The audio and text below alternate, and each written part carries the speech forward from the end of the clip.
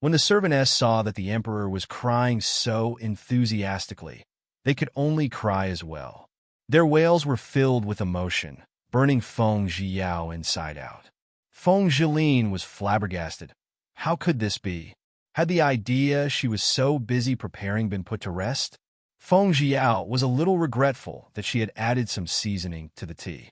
It was actually the 7 days. She wondered if the old emperor could continue holding on for 7 days after drinking the tea.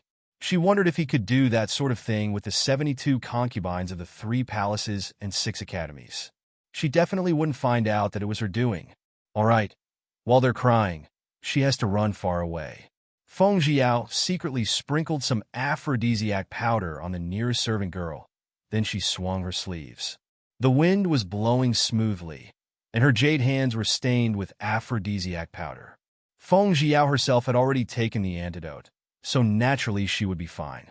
It just so happened that the imperial concubine Duan arrived at this time. When she saw that the emperor was crying loudly, her beautiful face immediately paled. Your Majesty, what happened to you? Imperial concubine Duan stared at Feng Zhilin, thinking this little vixen is really getting more and more sly. Even Feng Zhiyao is here. She scolded once again. The Feng family's fox spirit sisters, the more they look at them, the more they hate them. My beloved concubine, Prime Minister Feng, is really a talented girl. It's a pity that she's so seriously ill. Sigh. Xin Yuan Kong took the hankier chapterif handed to him by the attendant and wiped away the tears on his face. Your Majesty, Chapter-in-Key also feels that there is some fate between this girl and myself. It's a pity that Chapter-in-Key's fair is unlucky. Imperial concubine Duan sighed and said, How about this? We have decided to take her as our goddaughter. When I have free time, we can discuss poems and songs. Feng Zhiyao, what do you think? Xin Yuan Kang's temper was a little weird. He belonged to the action faction and could do whatever he wanted. The goddaughter of the emperor. That was a princess? It seemed like the princess' identity wasn't bad.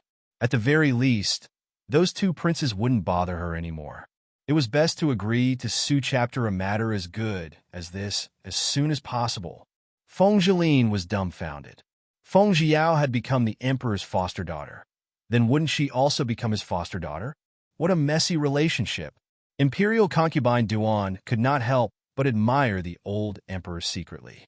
In this way, the powers of the Prime Minister's mansion would no longer be able to help any of the prince's factions. Or perhaps, it could allow Feng Zhiyao to become a pawn of marriage. What you? Don't you agree? Or do you look down on me? Xin Yuan Kong looked down at the world with his sharp eyes, but only for a moment, because the current him was about to be controlled by the 7 days' medicinal properties. Your Majesty, this is Yao's fortune. Of course he would be willing, but I wonder if there are any benefits? Feng Zhiyao laughed weakly, but this woman was very daring. She actually made a request to the old emperor. As my goddaughter, what other benefits do you want? It was the first time Xin Yuan Kong heard Su Chapter bold words, but he was not angry and only asked with his mouth wide open. I want a piece of deathless metal. The deathless metal was a type of privilege. Feng Zhiyao was smart. She didn't want to die so early without knowing why or what.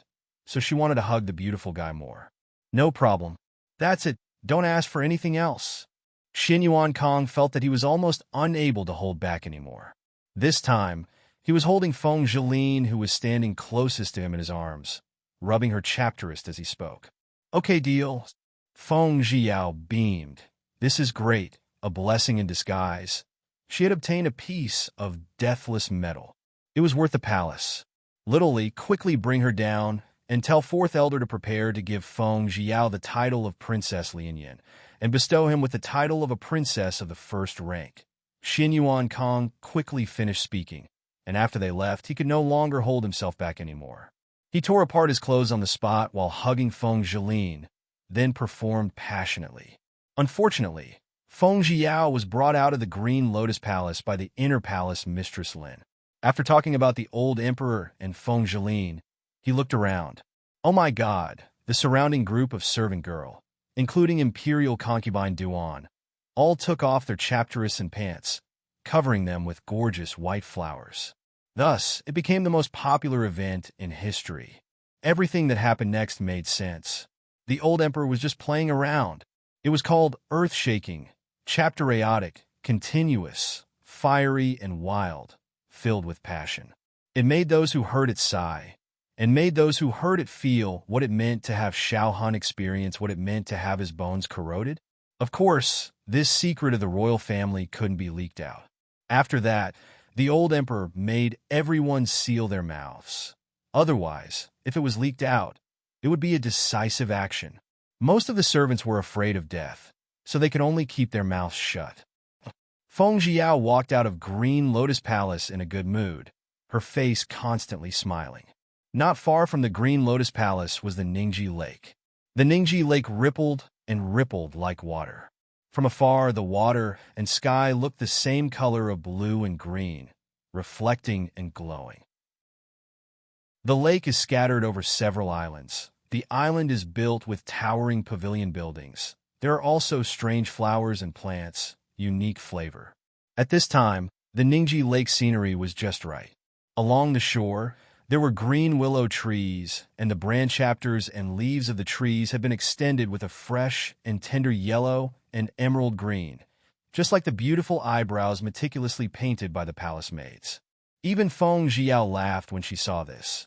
Jadeite is put up to a tree's height, and thousands of green silk ribbons hang down. So was Su Chapter a beautiful scenery. There are so many willow trees. It really is the atmosphere of the palace. Chapterary blossoms danced in the air, and the cool breeze blowing by the lake was tainted by the dense and green fragrance of the flowers, causing one's heart to waver, as if one was in the morning dew. It was undeniable that they were only seen in the imperial palace. "Congratulations, princess." Xiaoli congratulated Feng Jiao when she saw his smile. "Mr. Li here. Yaoer needs your care in the future."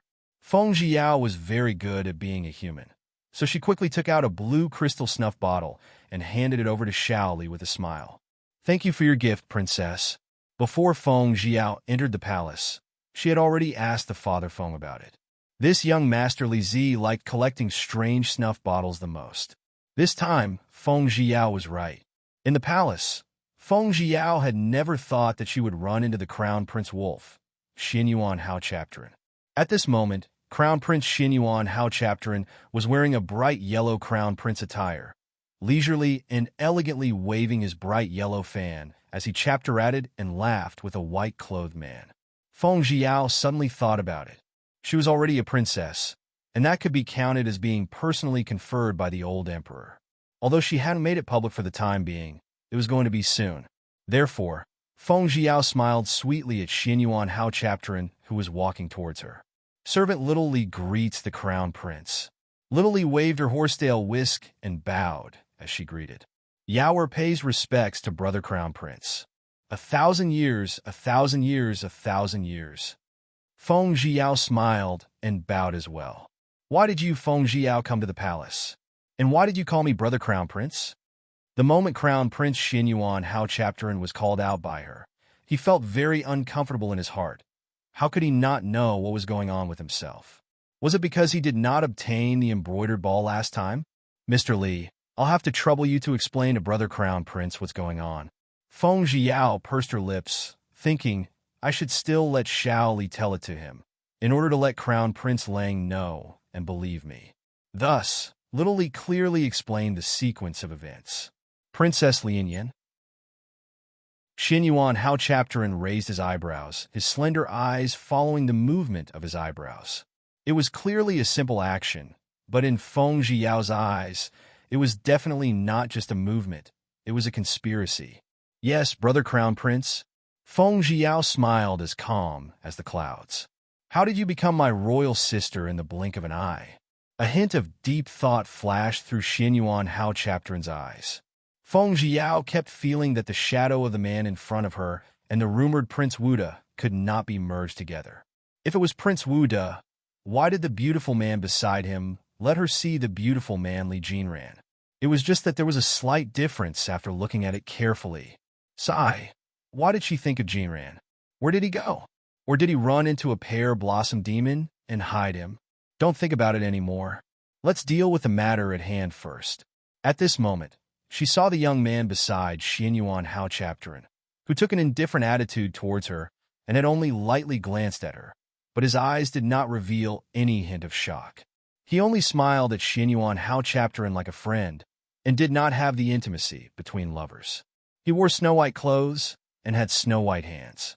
His jade-like long hair was tied up with snow-white ribbons, and half of it had been let loose, while the other half had been tied up. He was as handsome as water, with a proud expression on his face. Then, looking at his eyes that were like the warm snow that had yet to melt in the spring, he saw that they were shiny, crystal, gentle, dazzling, as though they contained a sharp coldness that had yet to be detected. His lips were like warm jade, and the corners of his mouth were slightly curved.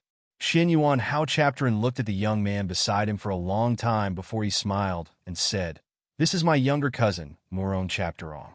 He had just returned from learning at Mount Kunlun and is your brother Feng Sai's junior brother." And Feng Sai's were fellow disciples of the same sect? Feng Jiao was startled. Then, she once again looked at Morong Chapteron, sighing inwardly to herself. How could Su Chapter, a beautiful man, ignore her chapter arm as the #1 beauty in Nanshao? Well, she was going to reflect. "Cousin, she is my royal father's newly conferred Princess Lianyan. She is also a legitimate daughter of the Prime Minister Feng." Xianyuan Hao Chapterin introduced to Feng Jiao yet again. "Oh." Morong Chapteron glanced at her again, and then fell silent, standing perfectly straight like a proud peacock, raising his head and ignoring her. Feng Jiao was completely speech-chapterless. She had met the ancient peacock man, and it was a very proud peacock. "Brother Crown Prince, you guys continue. Yaoer will take his leave." Feng Jiao saw that Morong Chapteron was looking elsewhere, so she did not want to cause trouble. Right now, she had already caused enough trouble. She didn't want to stay in this dangerous place like the Imperial Palace any longer. It was best if she left with 36 tricks in her hand. All right.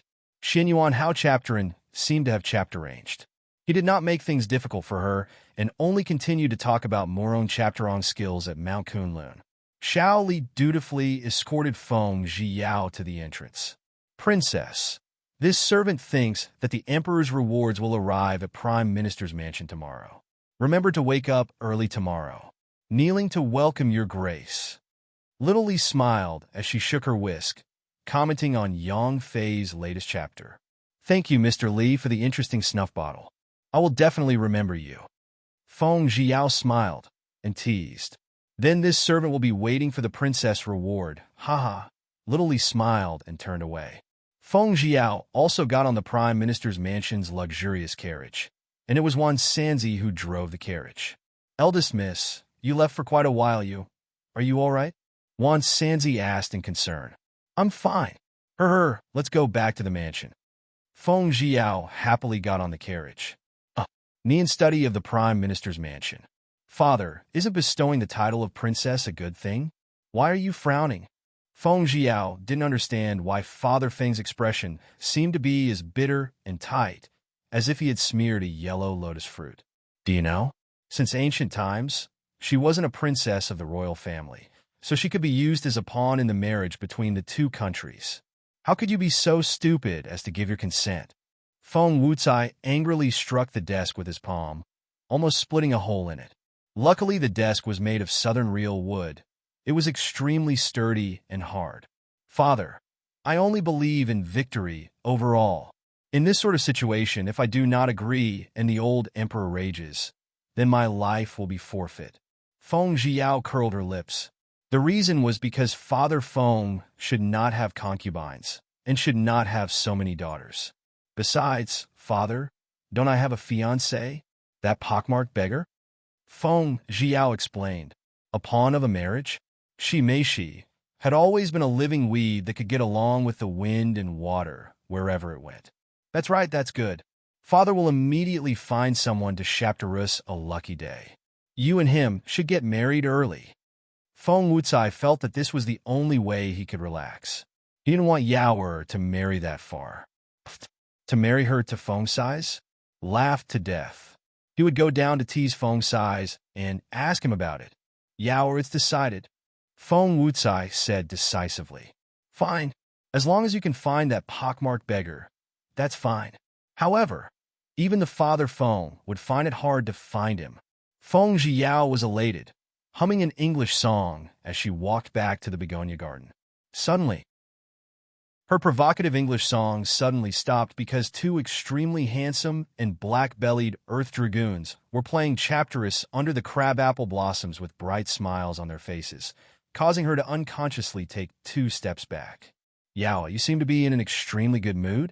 Did something good happen? Yao, those are my bedding rolls. Your bed will belong to me tonight. What? Let me sleep in your bedroll. City yell at you? You, get lost. When Feng Zhiyao saw the two, she immediately sweated profusely and messed up in the wind. Yaoer, I won't scram. I will only do it with you. Situ Yele held the white chapterus piece and raised his head to look at Feng Zhiyao. His handsome face rippled with ocean-like gentleness, and his tone was firm. Oh my God, Situ Yele, can you not be so frank? Good. Heelan Chi was also present. Yaoer, ignore him. Heelan threw Hazy down, got up gracefully, and hugged Feng Zhiyao. I knew you were the best. Feng Zhiyao immediately smiled and heavily bit his neck twice. All right, let me tell you guys a piece of good news. The old emperor bestowed me with the title of Princess Lianyan. Haha, I just got back from the palace. Feng Zhiyao was elated when she thought of the Alchap Terami book security.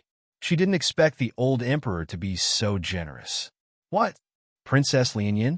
Situ Yele's scalp went numb. How could it be another princess? All right, then I'll definitely be your consort. Heelan Chi thought that the old emperor would definitely give him and Yaoer a marriage. The matter of bestowing the title of princess had really taken his heart. It was as he wished. Seeing that their attitudes were completely different, Feng Zhiyao asked, What's wrong, Yele? Could it be that you are not happy that I have been conferred the title of princess? Didn't you know that I had to cancel Princess Lingxi's engagement? If I want to marry you, I'll have to ask the emperor to marry me. Sigh. What a hiata chapter. This time, Situ Yele didn't even take the chapterus pieces, threw them to the side, and walked towards Feng Zhiyao, head lowered as he sighed. I declare that I do not wish to marry anyone right now. Definitely won't chapter arrange it. Feng Zhiyao expressed her stance. She was more comfortable being alone. What kind of bullshit engagement was this? When Heelan Chi heard her words, he could only sigh. Yaoer, then when exactly are you willing to marry? Situ Yele wanted to know the date. Let's wait for a long time. Feng Zhiyao laughed slyly. What?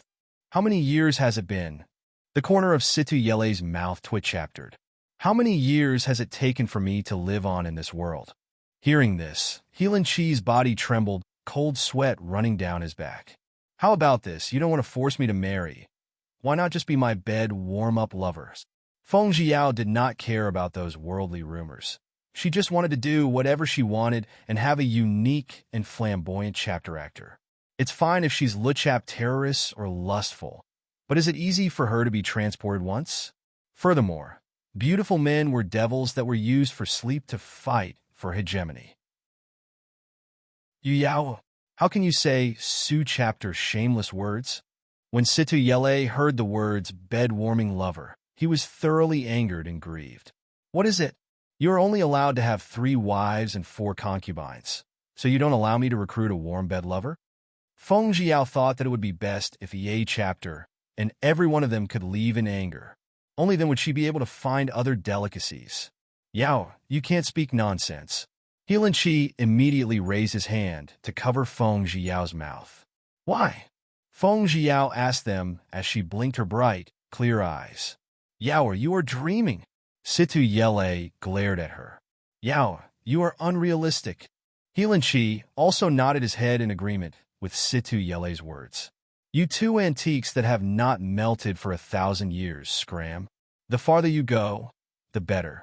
Tomorrow, I will go to the old emperor and ask him to reward me with many beautiful men. Feng Zhiyao said this purely because she was mad at them 2 idiots. The 2 idiots actually foolishly agreed. I'm not scram. I'll just said it before. I only know how to do it with you. I won't scram. Situ Yele said those words with a clear, sonorous, and forceful voice. The power of the aura caused the sun, moon, and stars to dim, and made Healan Chi quite agree with his words. That's right, Healan Chi had the same idea. Yaor, Shaptarus one of us tonight. Healan Chi was very sure that Feng Zhiyao would Shaptarus him, and that was why he said that. I don't Shaptarus. Feng Zhiyao laughed. She did not want to Shaptarus. What could you do with her? Even if you don't want to, you can, Situ Yele said after he and Healan Chi looked at a chapter other. Last night, the two of them had drunk a whole night's worth of wine. W chapter could be considered a drunk revolutionary relationship. That's right, Yaor. Who did you Shaptarus? Healan Chi asked. I still say that. I won't Shaptarus. Seeing that they seemed to want to make things difficult for her. Feng Zhiyao's little face darkened. Ziyan, come out and bring me a bucket of water. Eldest miss, what's the point of carrying a basin of water? Ziyan was busy working in the kitchapterin, and upon hearing Feng Zhiyao's orders, she immediately brought out a bowl of clear water, with an expression that made her feel confused. Of course I'm going to wake you two up. Feng Zhiyao quickly took the basin of clear water from Ziyan's hands, aimed it at the two of them, and poured it all down, causing their bodies to be completely drenched. The two of them did not expect Feng Zhiyao, this little girl, to be serious. Yaor, we didn't drink alcohol today. Why are you throwing water at us? Situ Yele regretted it a little. If he had followed this little girl a little, he wouldn't have been so restrained that he wouldn't even be able to two-chapter her little finger. My wife, is your hand sore? Let me rub it for you, okay? Healan Chi raised his hand to wipe the water droplets on his hair. He felt helpless about it, but his words made Situ Yele want to kill him. She was carrying a basin of water and was worried that her hands were sore, so she wanted to help massage them. Hey, Healan Chi, are you a man or not? Situ Yele felt that if Healan Chi continued to act like this, he would definitely spoil Feng Zhiyao completely. Whether I am a man or not, Yaor is very clear about my ability in that aspect. Healan Chi said. Then, Healan Chi thought to himself, Yaor was really spoiled by him. Now that she had splashed all over his body with water, he did not have any intentions of reprimanding her. He really became addicted to Yaor's love. However, he was happy to have his wife throw water on him. It was also something he was stupid and did not understand to make his wife happy, so he wouldn't blame her. Situ Yele, Healan Chi's size is really comfortable for me. Are you satisfied with this answer? Feng Zhiyao did not expect Healan Chi to spoil her so moo chapter. Her beautiful eyes turned misty as she thought, so he doted on her so moo chapter. This? Yao. Then my size. Don't you like it? All men cared a lot about their size. Of course, Situ Yele, who was strong and handsome, was no exception. Satisfied? Not satisfied? Let me think. Feng Zhiyao intentionally swung her little hand, as if it was in pain. Therefore, Situ Yele, who was smart enough to love her, immediately understood and helplessly smiled.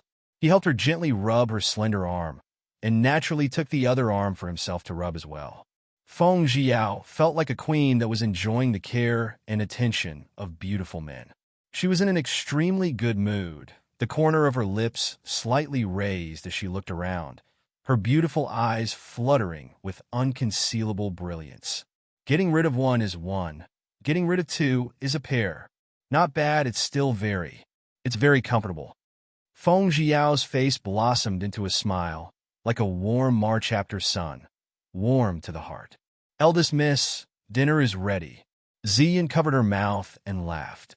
She suddenly felt that the eldest young mistress and these two young masters, no matter what chapter one they were extremely compatible. Since it's ready, let's eat together. However, the two of you should first chapter arrange your clothes. Feng Zhiyao knew that what she had done was overboard, and the tone of her voice became softer. Yaor, your hands aren't sore anymore, right? Situ Yele two-chaptered her arm that was as white jade, and was immediately startled. He wished that he could immediately roll in the bed with her. I'm not jealous anymore. Why are you looking at me like that? When Feng Jiao saw him blatantly revealing a fiery gaze, she knew what he wanted to do. Thus, she rolled her eyes, telling him to restrain himself. No, no. Heh. Situ Yele thought that it was dinner time, so he forced out a few dry laughs to cover up his embarrassment. Yao, are you tired? Helan Chi held Feng Jiao's hand and asked softly. No, not tired. Why don't you go back and chapter arrange your clothes? Feng Jiao shook her head and laughed. Suddenly, was there some sort of plot behind the two of them treating him with Su-chapter gentleness? For the time being, she could not care less. As the emperor was big, it was better if she ate her fill before she had the strength to pounce on the pretty boy. Just use inner force to dry it. Situ Yele frowned. If not for Yaoa, he would have already attacked him. Now, other than frowning, he could not blame anyone else. Helan also had the same intention, as he nodded his head in agreement. During dinner, the two of them gave her food to eat, one on EA chapter side, causing her to raise her eyebrows. Did they think that she was Zhu Beiji's reincarnation? She actually wanted to eat So Mu chapter, so she cleverly split the rice in the bowl into two halves and poured one of them down the bowl. You guys should eat more. I'm already full. Feng Jiao laughed. Yaoer, where are you going now? Helan Chi could sense that there was something wrong with Feng Jiao's expression, or should he say, the light in her eyes flickered. In short, he felt that there was something wrong with her. What am I thinking? Feng Jiao pouted. Really? Situ Yele also felt that she had a problem. Was she really full after eating? Just a little? There really isn't a member of the embroidered uniform sect.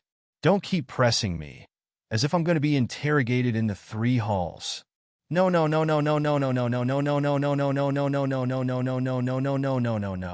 Feng Jiao was very unhappy. Eldest miss, the old master has come. Feng Wucai walked over quickly. What's Dad doing coming to see me at this time? Feng Jiao was startled. Then she remembered that the two of them were eating at her place. What should she say later? Yaoer, how come they are also here? Feng Wucai asked curiously after seeing them greet him. Father, they're my friends.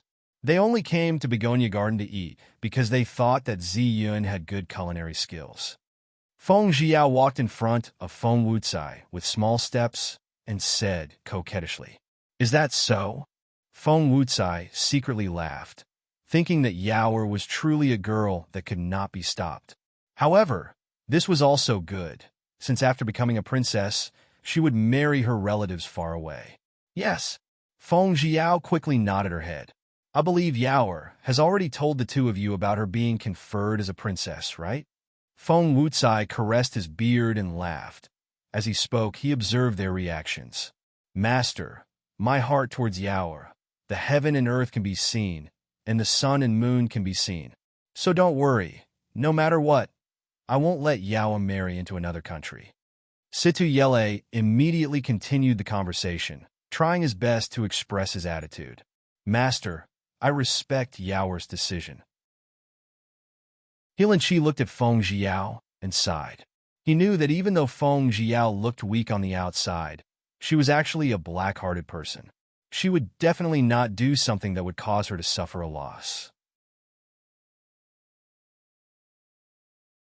Feng Jiao was slightly stunned when she heard Helan's words.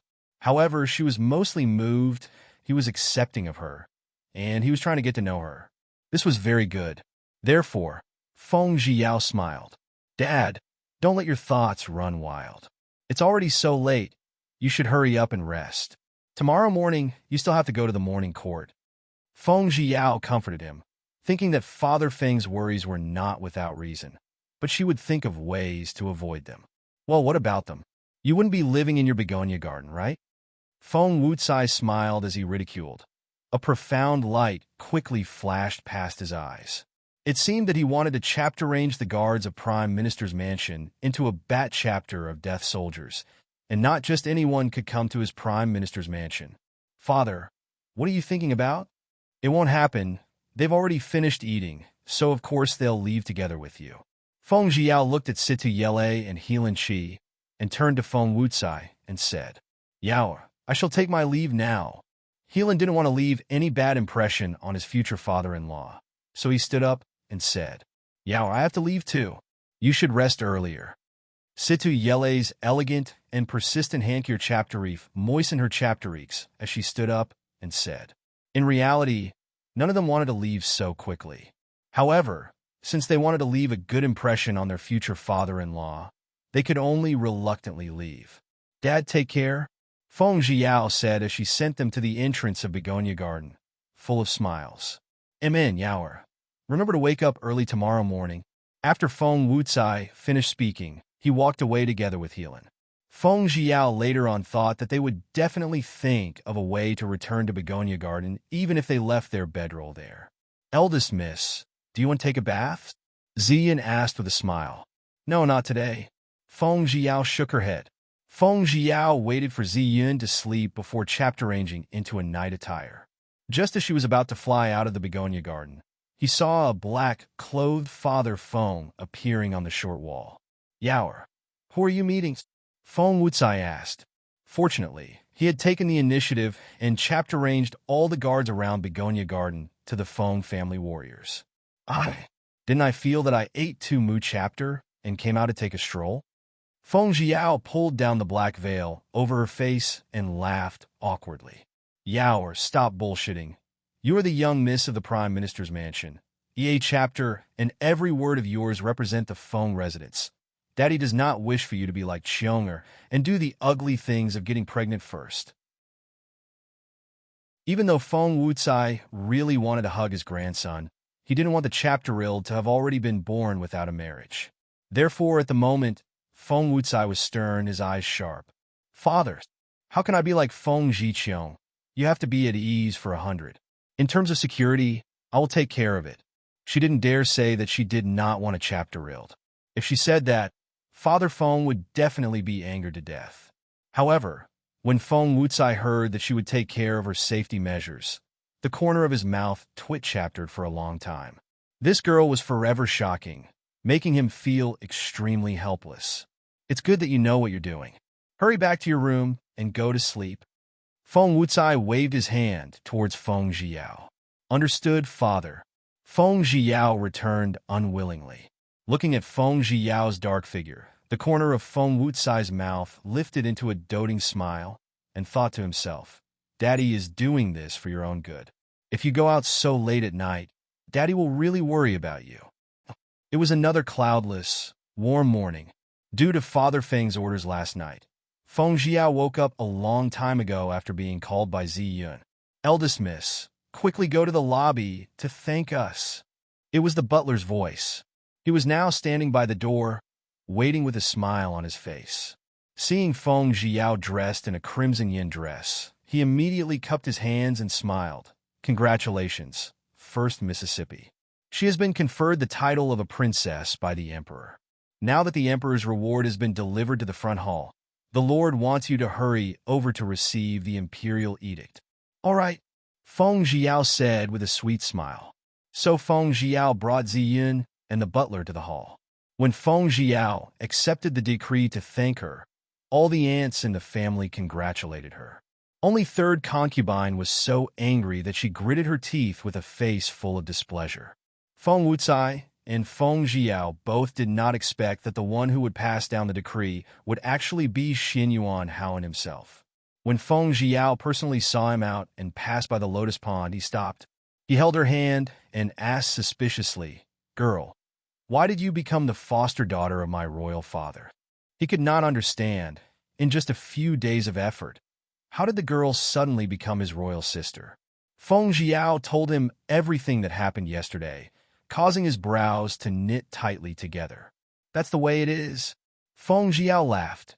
"Why aren't you happy? I have become your royal sister." He.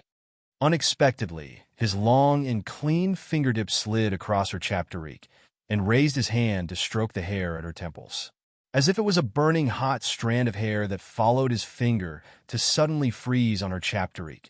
"If it's royal sister, then how am I going to be together with you in the future?" Together? His heart began to a chapter and pin chapter. "Ugh." Feng Zhiyao smiled, but did not speak.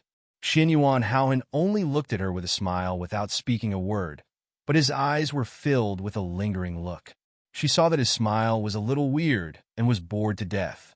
When she saw Ziyun beside her with a red face and a smile, her heart suddenly lit up as if her face was on fire and her ears were on fire. "Why are you so shy right now?" Xin Yuan Haohan's cold voice swept past her ears.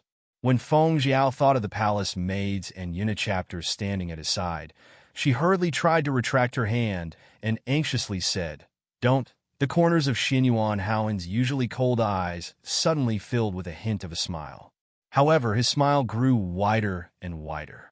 "What are you afraid of?" Feng Jiao turned her head to look. Unknowingly, Ziyun and the others had already retreated 5 kilometers away and were standing with their backs facing away from them. Xin Yuan Haohan pulled her hand and stood up, gently pulling her into his embrace. She was mesmerized by the fragrant aroma of dragon saliva in his clothes, the cool, pleasant smell of mint, and the familiar, strong smell of adult men on him. His breath was warm on his neck and had a tinge of moist warmth to it. It was as if he was wearing only light clothes to cool off during the summer. Beside him, the brand chapters of the begonia were blooming with red spots that looked like they were ready to spit on stamens. Xin Yuan Haohan quietly embraced her as his heart raced. The days were warm, and the chapterary blossoms flew in the air, hazy like smoke. The gentle breeze blew those light and thin petals, making them slightly bulge up like the smiling chapteriques of a young girl. The sound of the wind rustling through the leaves was like a very intimate whisper. The voice was so far away, as if it were calling to her from the other side of the river. Although she was bold and unhurried, she only felt a soft spot from her palms spreading to her entire body. Her mind was blank, but her heart was filled with joy. "I'm not afraid." Feng Jiao's body froze for no reason, and the oppressive aura of Xin Yuan Haohan grew stronger and stronger.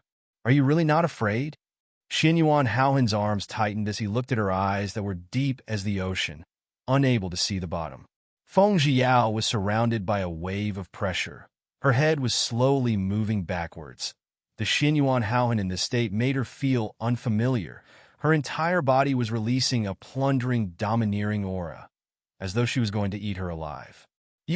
Why are you looking at me like that?" She slowly raised her eyes and looked straight at the vortex in Xin Yuan Haohan's pupils. It was so deep that it seemed like there was some sort of magic that was attracting her, and she was unable to move. As Xin Yuan Haohan looked at her alluring, pink, and chapterary lips, the thirst in her heart grew even stronger. "So what if your royal sister?" His hands took advantage of the opportunity to seize her and pull her into his embrace. His warm lips unhesitatingly covered the crimson red. Even if it was a swamp, he was still willing to sink into it. Xin Yuan Haohan's warm lips gently caressed Feng Jiao's lips that were as tender as a rose. The tip of her tongue moved about as she drew the outline of her lips, again and again, with a sweet allure. "I'll let you off today. If you have the ability to obtain the title of princess, then this king will have the ability to remove your title of princess." When the kiss was over, he whispered in her ear. After he brought the servantess away, Feng Jiao slowly came back to reality. He had just said that he would get rid of her title of princess in the future. Eldest Mississippi Ugg. Princess. Seeing Feng Jiao in a daze, Ziyun called out to her softly from behind. "Ziyun, is there something you need?" Feng Jiao turned and saw Ziyun calling out to her with her mouth wide open, and asked, "Your servant doesn't know if I should call you eldest miss or princess now." Ziyun was embarrassed. "You can't abandon your manners. Call me princess." Transmigrating to become a princess was not a bad habit either. When Feng Jiao went to Nian study again, Feng Wucai was playing with the zither. It was the first time she had heard Feng Wucai playing with the zither. "Father." Feng Jiao stood at the door and lightly called out, "Yaoer, don't get too close to those princes or else disaster will descend upon you, and even father will not be able to save you." Feng Wucai did not raise her head, but continued to play the song, Pure Spring Willow Scream. "Dad, I'm not that close to them." Feng Jiao felt that she had been wronged. Those princes she did not dare to provoke. That's for the best. Anyway, your father doesn't want you to get involved in the struggles between the princes. It was very obvious that someone had reported to Feng Wucai about her hug and kiss earlier. Father, I understand. If you have nothing else, I will return to the begonia garden first. Feng Zhiyao said indifferently. Yes.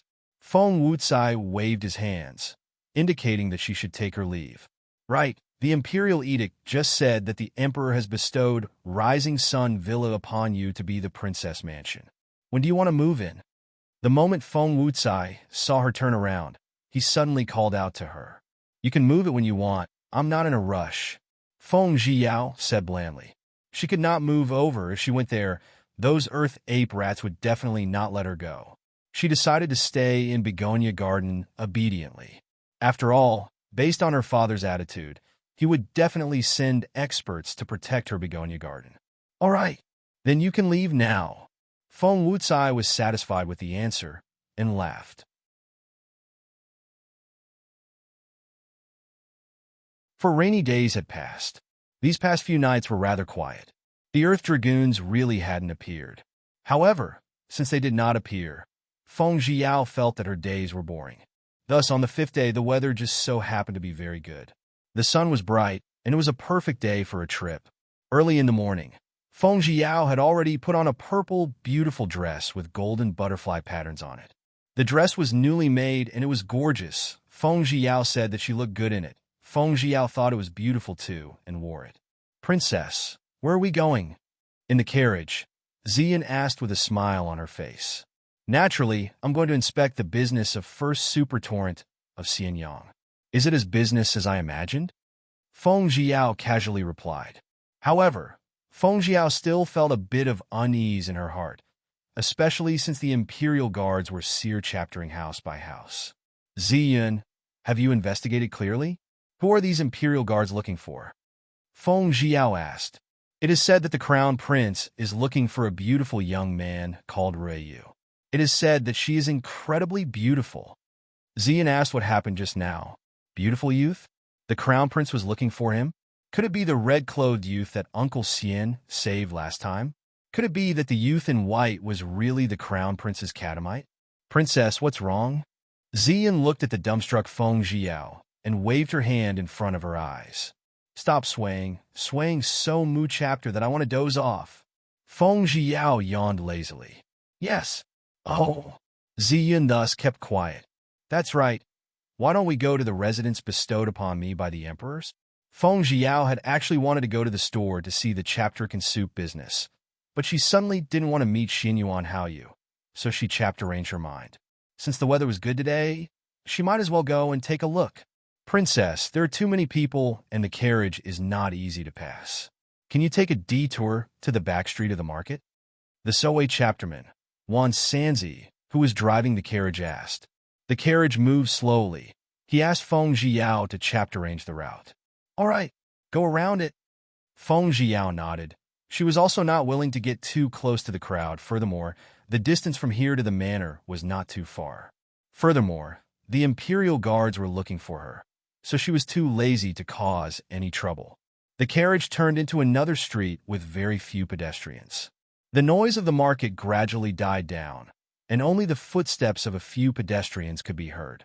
Only then did Feng Zhiyao gently lift up the curtains and look outside to see a masked old man sitting on the stone steps at the side of the street. It was so hot that he was almost hit by the heat. He didn't even have the strength to shout out. She felt pity in her heart and felt sympathy for him as she said, "Go and buy that old man's mask. It's so hot, you'll have to pity him." After saying that, Feng Zhiyao felt that when she was in the ancient realm, she was no longer the cold and emotionless Meishi, so she lightly shook her head and sighed. Ziyan acknowledged, then called the carriage and jumped down, walking towards the old man. Feng Zhiyao lowered the curtain and said, "Drive the carriage to the side of the road and wait. Don't block the way." Wan Sanzi immediately drove the horse carriage to the alleyway's entrance, and just as he was about to drive to the alleyway's entrance, he exclaimed, "Who is it?" With a few sounds of weapons clashing, the carriage's curtain was opened with a huff, and before Feng Zhiyao could react, A bright, short blade was placed on her slender neck. "Take a ride to the northern suburbs, or I'll kill her." The man threatened Wan Sanzi fiercely. "Brother Rambai?" Feng Jiao's body trembled, and she shouted out involuntarily in shock. "Didn't he go to the Shi Liang kingdom with Su Mayan?" The person turned his head in disbelief, staring at her blankly. His face was filled with shock that could not be hidden, and even the blade in his hand had fallen.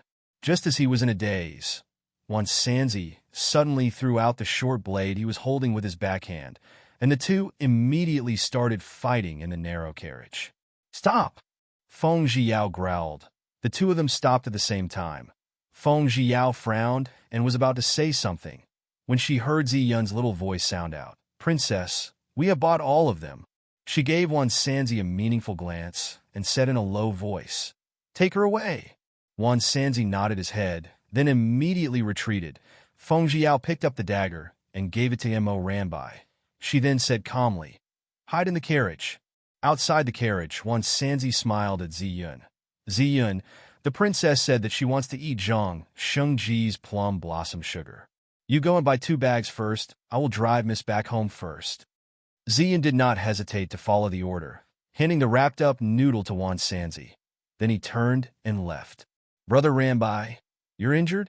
Feng Jiao frowned when she saw Mo Ranbai's arm that seemed to have been shot by an arrow of some sort, dripping with blood. "Yes." Mo Ranbai nodded. His face did not have any expression and just remained calm. "Wan Sanzi, I can't go to the other villa today. Find an inn nearby and settle down." Feng Jiao instructed Wan Sanzi. After Wan Sanzi received the order, he immediately drove the horse carriage towards the other direction. "Brother Rambai, the person the Imperial Guards were seer chaptering for just now was... Is that you?" Feng Jiao asked. She still felt that the possibility of this happening was high. As for seer chaptering for catamites, it was probably an excuse. Mo Rambai did not reply. Instead, he picked up the teacup that Feng Jiao had drunk before and gulped down a few cups of tea. Feng Jiao secretly laughed. He was not courteous at all. "So you agree?" Feng Jiao laughed. As expected, this beautiful man had a story. And as for the beautiful man who had a story, she was even more interested. "Thank you for today's matter," Mo Rambai said indifferently. Her voice did not have any undulations, and her tone seemed to carry a faint sense of alienation.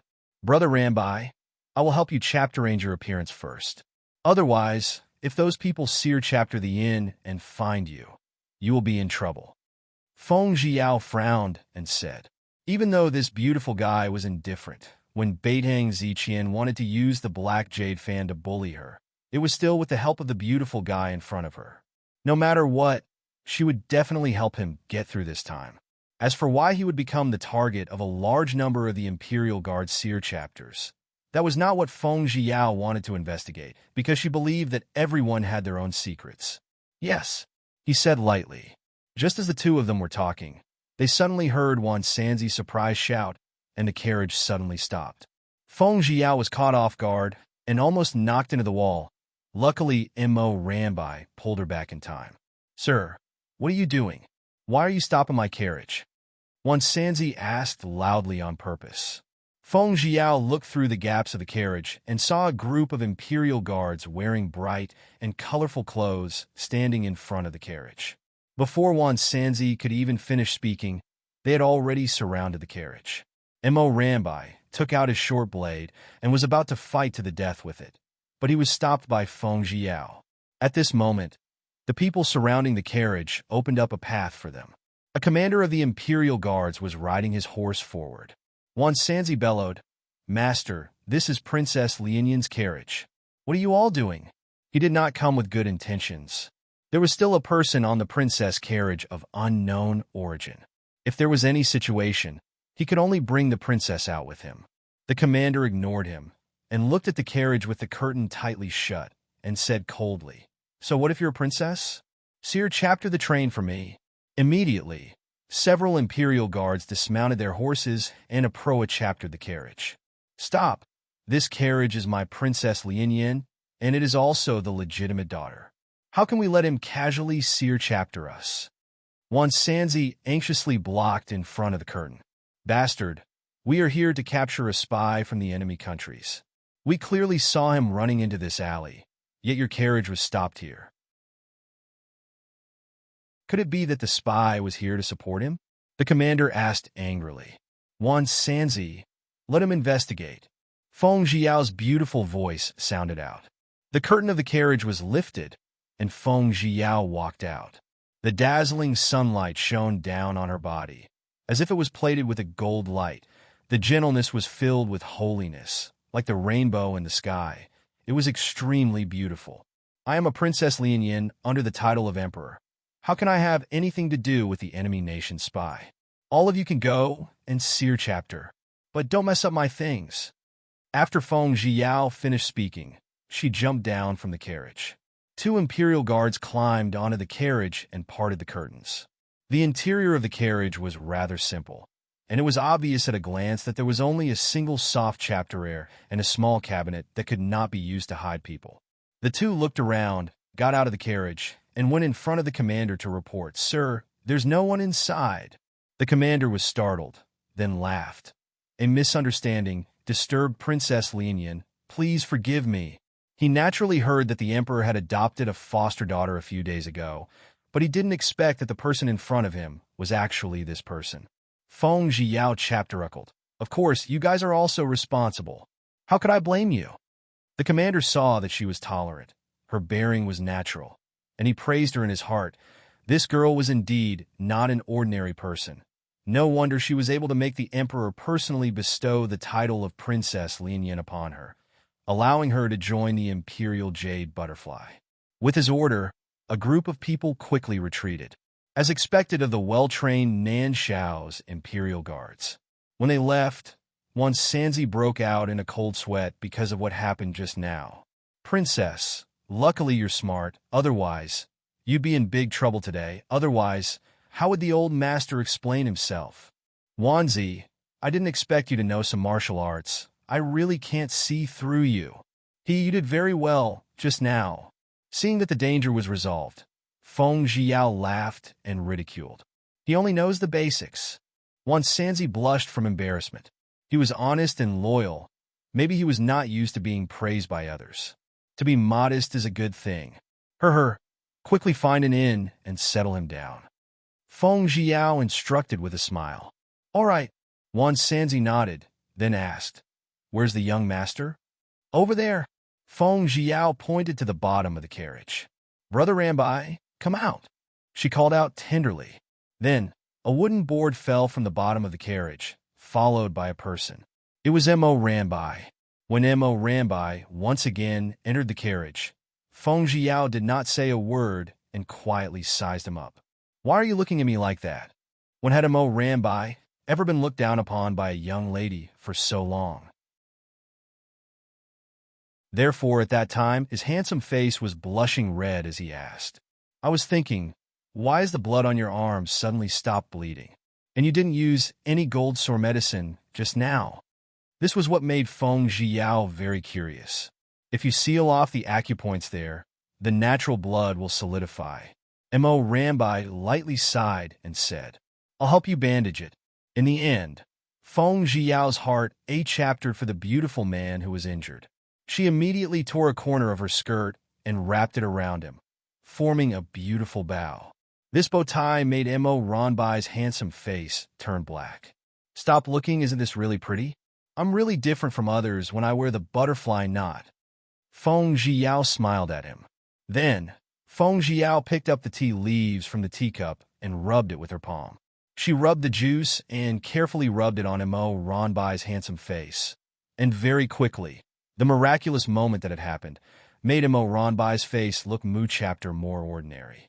Even if we were to walk in front of that commander, he might not be able to recognize Su chapter of face. Feng Jiao was satisfied with her disguised chapter technique and smiled. In the entire process, other than Mo Ranbai, who was not used to her small hands chaptering him, he occasionally furrowed his brows and was basically very cooperative. Feng Jiao purposely let Wan Sanzi find a small inn. It was not under the three families, so it was natural that the room would be chapter reap. After getting a room on the second floor, Feng Jiao let Wan Sanzi go back first. She told him that she would return to the Prime Minister's mansion later. Brother Rambai, there's only you and me here. Can you tell me why you didn't go with Su Mayan to Western Lion cities? She did not want to know about the Imperial Guard's seer chaptering for him throughout the Xianyang city, but she still asked about this matter out of curiosity. I want something that belongs to me, Mo Rambai said as he wiped his face with the wet handkerchief chapterif. That is why you were able to return to the Nan Shao. That is to say, even Su Mayan does not know about this? Feng Jiao guessed boldly. Yes, he replied lightly.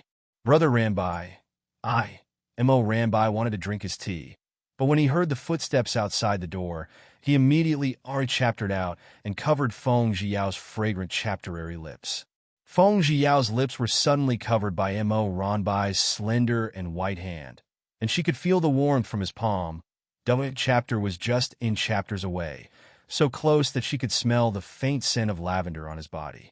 In an instant, 2 red clouds swiftly flew on her small, white, and smooth face.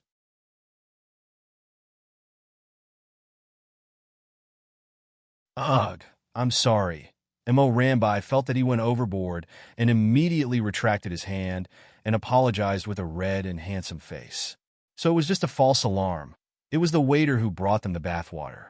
Seeing him apologize, Feng Jiao immediately laughed unnaturally. Brother Rambai, there's no need to apologize. It's not like we're really fine. Wasn't it just his palm covering her small mouth? Was there even a need for him to apologize? But this also showed that Brother Rambai was very pure. She had a very good impression of Su Chapter, a cute and pure, beautiful man. Oh yeah, the temperature of the bathwater is about the same. Hurry up and bathe. I'll go out first. Although Feng Jiao really wanted to see a pretty boy come out of the bathroom, she didn't want to scare Mo Rambai. Thus, she left Mo Ranbai's room feeling extremely unwilling. After waiting on the corridor for around an hour, Mo Rambai finally opened the door. Jiao, I'm done bathing. Come in. Mo Rambai was dressed in a loose white crepe robe with ink-flowing clouds pattern, and a few pink chapterary blossoms were sewn out from the sleeves. They were luxurious and elegant with a refreshing sweetness after the rain, just like his temperament. His lips hung a faint smile. His elegant figure was dazzling, shaking Feng Jiao's small heart so moo chapter that her heart was thumping hard. Brother Rambai, you still look good in white. Feng Jiao laughed. Yeah, I think so too. Hearing that, Mo Rambai was startled. He squinted his eyes, but his face still had a faint expression. Brother Rambai, I will help you chapter arrange your appearance. This way, if the Imperial Guards come seer chapter again, you won't have to hide anymore. Feng Jiao thought that she couldn't possibly accompany him 24 hours a day, right? All right, sorry for the trouble, Mo Rambai said indifferently. Therefore, Feng Jiao walked towards him and still used the wet tea leaves to rub on his face.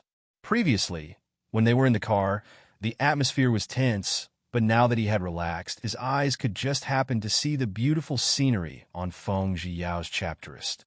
Hey, Brother Rambai, can you cooperate with me a little? Don't keep moving around.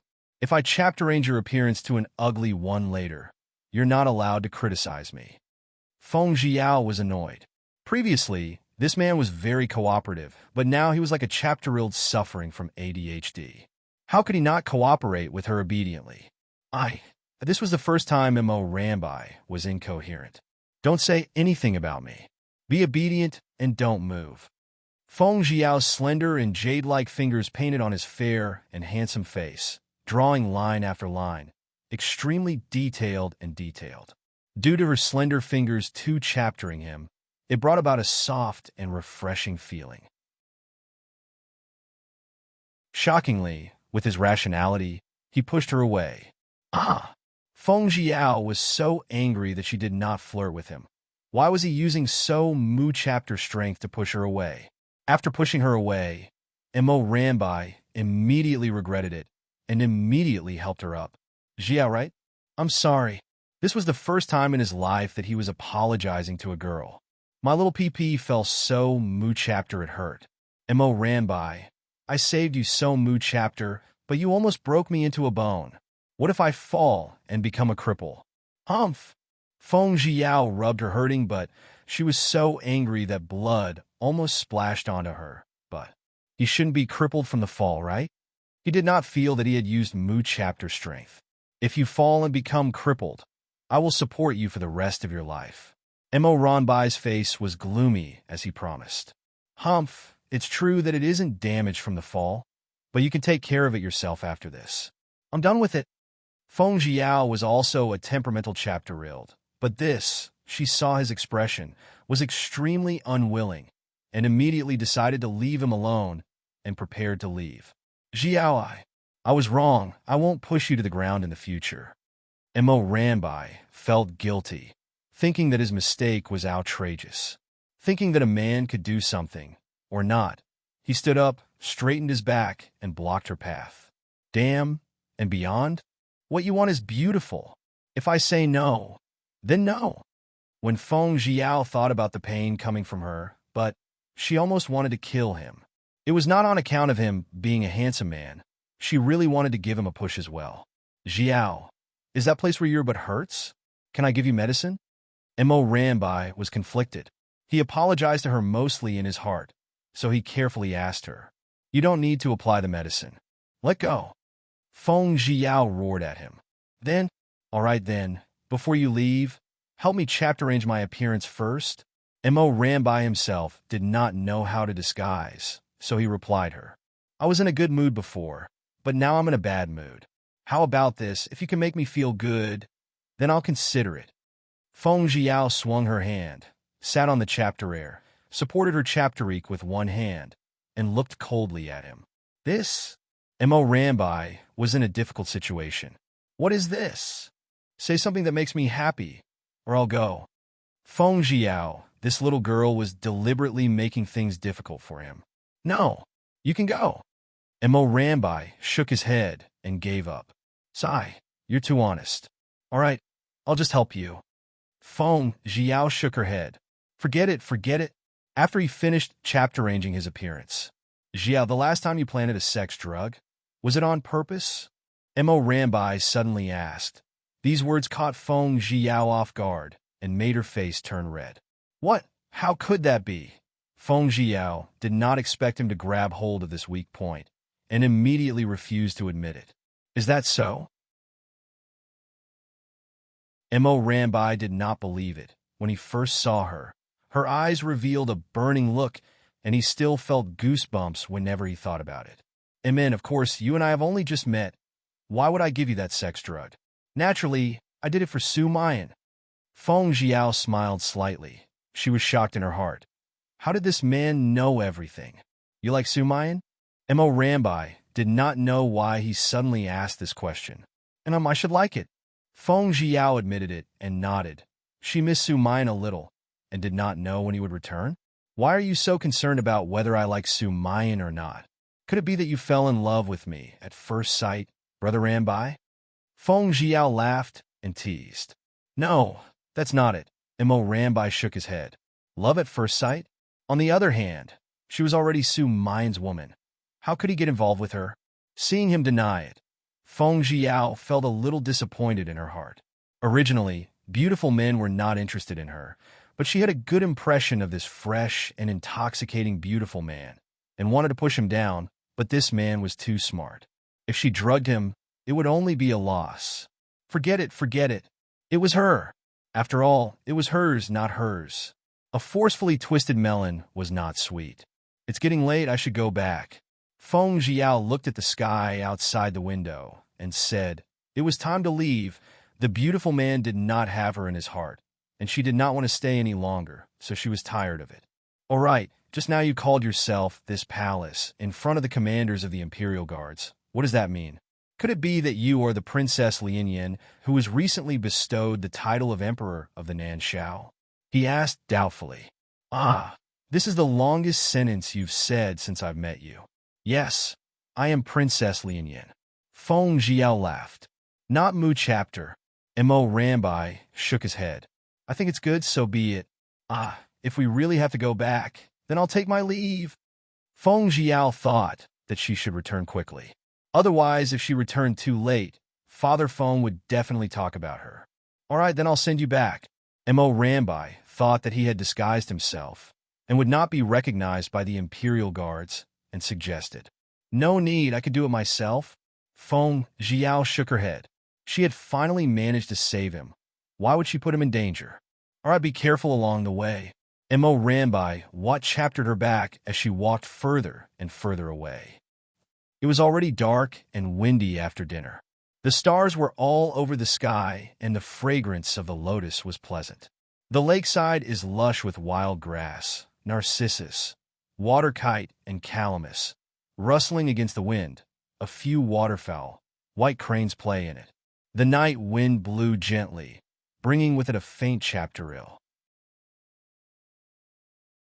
It was almost the end of October, and in a few days, Su Min should be back in Nanshao. Feng Sais invited Feng Jiao to view the moon recite a poem together. Feng Jiao originally did not want to go, but after thinking that Ziyun, the little girl by her side, might have something to play with, she brought along the unwilling Ziyun and headed in the direction of the Jusong Hall. "Yao, you're here? This bad girl is here too?" Feng Sais gritted his teeth as if he wanted to tell Ziyun something. Why does Brother Sais look at Ziyun like that? Could it be that you, Feng Jiao, deliberately wanted to say something, but stopped herself? "Yao, what are you talking about?" Feng Sais raised his eyebrows, turned his head, and leisurely sat down. No one knew whether he was sulking or just chaptering the moon. "Brother Sais, why did you ask me out to admire the moon when I recited a poem?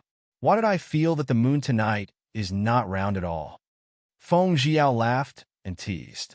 "I got something rare for you to see." Feng Sais thought that he was just angry at Ziyun, so he did not want to go against Yao. "Just what is it?" Feng Jiao asked curiously. Feng Sais then took out a red wooden chapters from her room. "What treasure? It looks very mysterious." Seeing how mysterious he looked, Feng Jiao laughed and teased him. When she opened the mahogany box, Feng Jiao was immediately overjoyed when she saw it. This was a Western bell. "Brother Sais, where did you get this from?" Seeing this, Feng Jiao felt that her hope of returning to the modern era was very high. Hence, she anxiously pulled on Feng Sais' sleeves and asked. This was the first time Ziyun saw her young miss being so excited. "Jiao, do you know what this is?" Feng Sais frowned and asked while staring at her. "Ugh, I read about it in a very ancient book. This item is called a bell.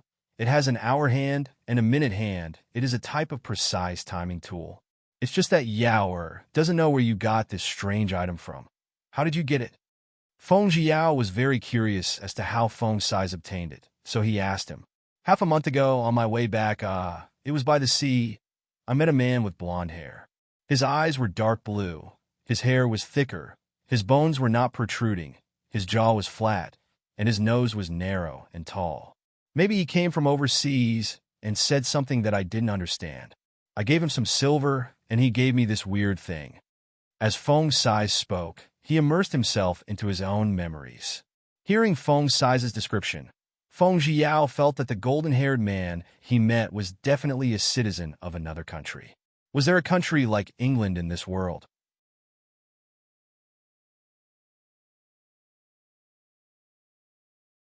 "Yao, where is that ancient book of yours?" Feng Sais seemed to have thought of something and asked. "Ancient book? I've long lost it." Feng Jiao stuck out her tongue at him cutely. "Ziyun, don't just stand there. Sit." Feng Jiao instructed Ziyun and pointed to the stone chapter beside her. "Princess, your humble servant status is low. You can't do that." Although Ziyun was moved by her concern, she still rejected him. "All right, you can sit down when you're tired of standing," Feng Jiao said with a slight smile as she fiddled with the ancient Western bell with one hand. "Ziyun, since the princess has ordered you to sit down, you should sit down." After Feng Sais finished speaking, he made a big tiger-like grimace towards Ziyun, showing his teeth in a cute manner, making both Feng Jiao and Ziyun laugh. Feng Jiao thought that there was hope for the two of them, but Ziyun's identity was not simple. She was afraid that when the two of them were together, there would be someone who would cause trouble. Furthermore, with Ziyun's background, maybe she would only be able to be Feng Sais' concubine. as it was truly a grievance to Ziyun. After hearing what Feng Sai said, Ziyun's little face immediately turned slightly red. Under Feng Zhiyao's persuasion, she sat down, but she did not dare raise her face, as she was afraid of seeing Feng Sai's handsome face that looked like he deserved a beating. Yaoer, your father doesn't seem to be too happy about you being conferred the title of princess. What are your thoughts? Feng Sai asked in a brotherly tone. Father will understand. This is also a way for me to protect myself. Feng Zhiyao had not forgotten about her disguise of being infected by an illness. With the Alchapteremy book Iron Securities in her hands, she was afraid of nothing. Becoming the emperor's goddaughter, at least she could avoid Xianyuan Haoyu and Xianyuan Haoan. Needless to say, this was also a good thing. Brother Sais, let me tell you, I saw Morong Chapterong yesterday afternoon near the Ningji Lake of the Imperial Palace. According to the Crown Prince, Morong Chapterong and you are from the same sect. Is that true? Feng Zhiyao asked. Morong Chapterong is indeed a fellow disciple of mine, but his origin is very mysterious.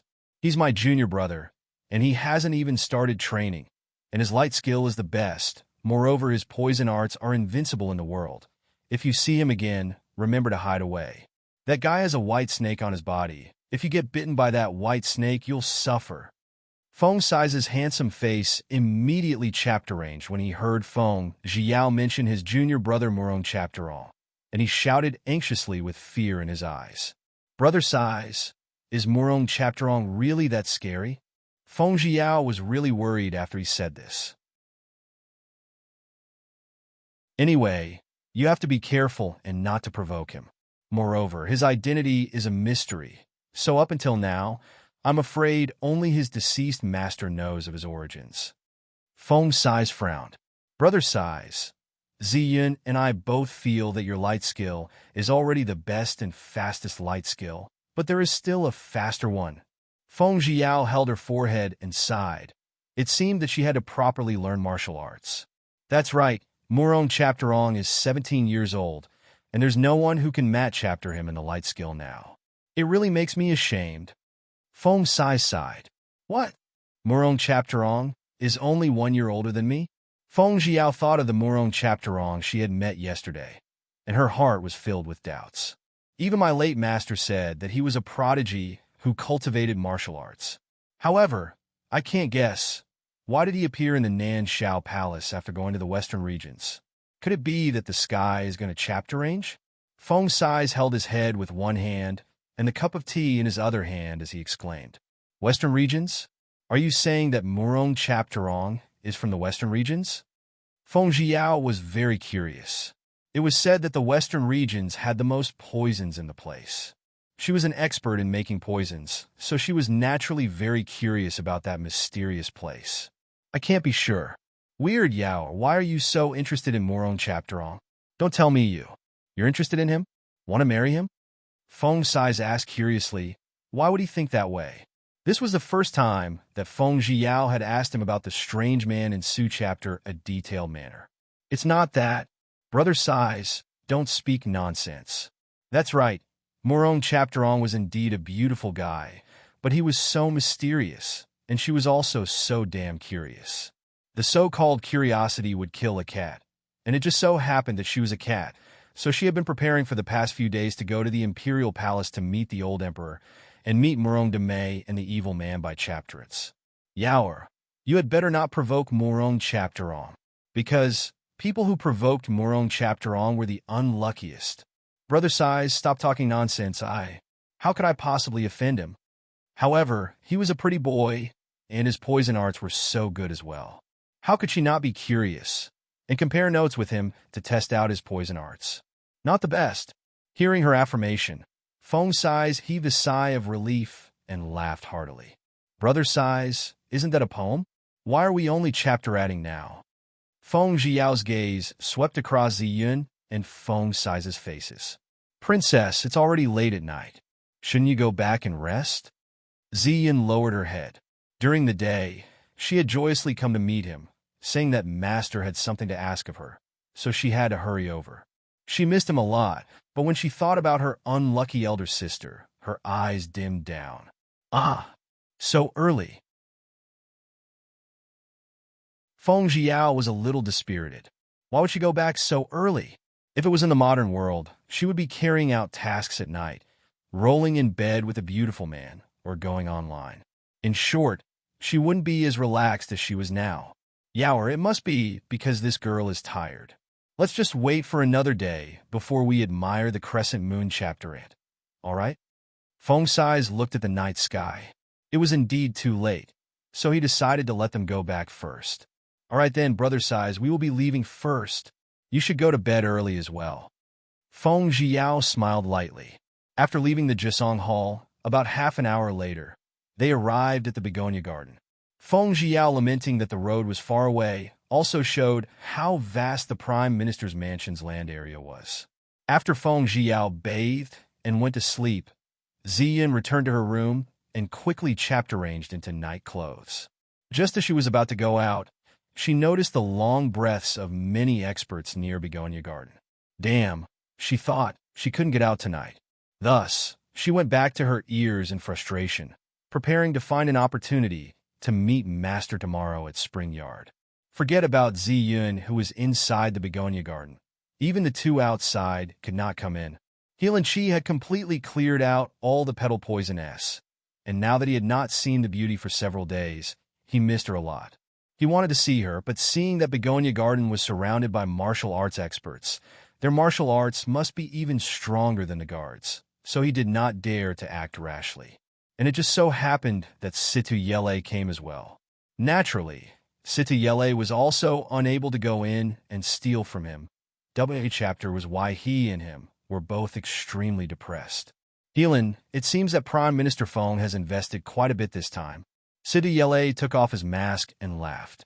Yeah, there's a possibility that a few of their martial arts are even above ours and yours.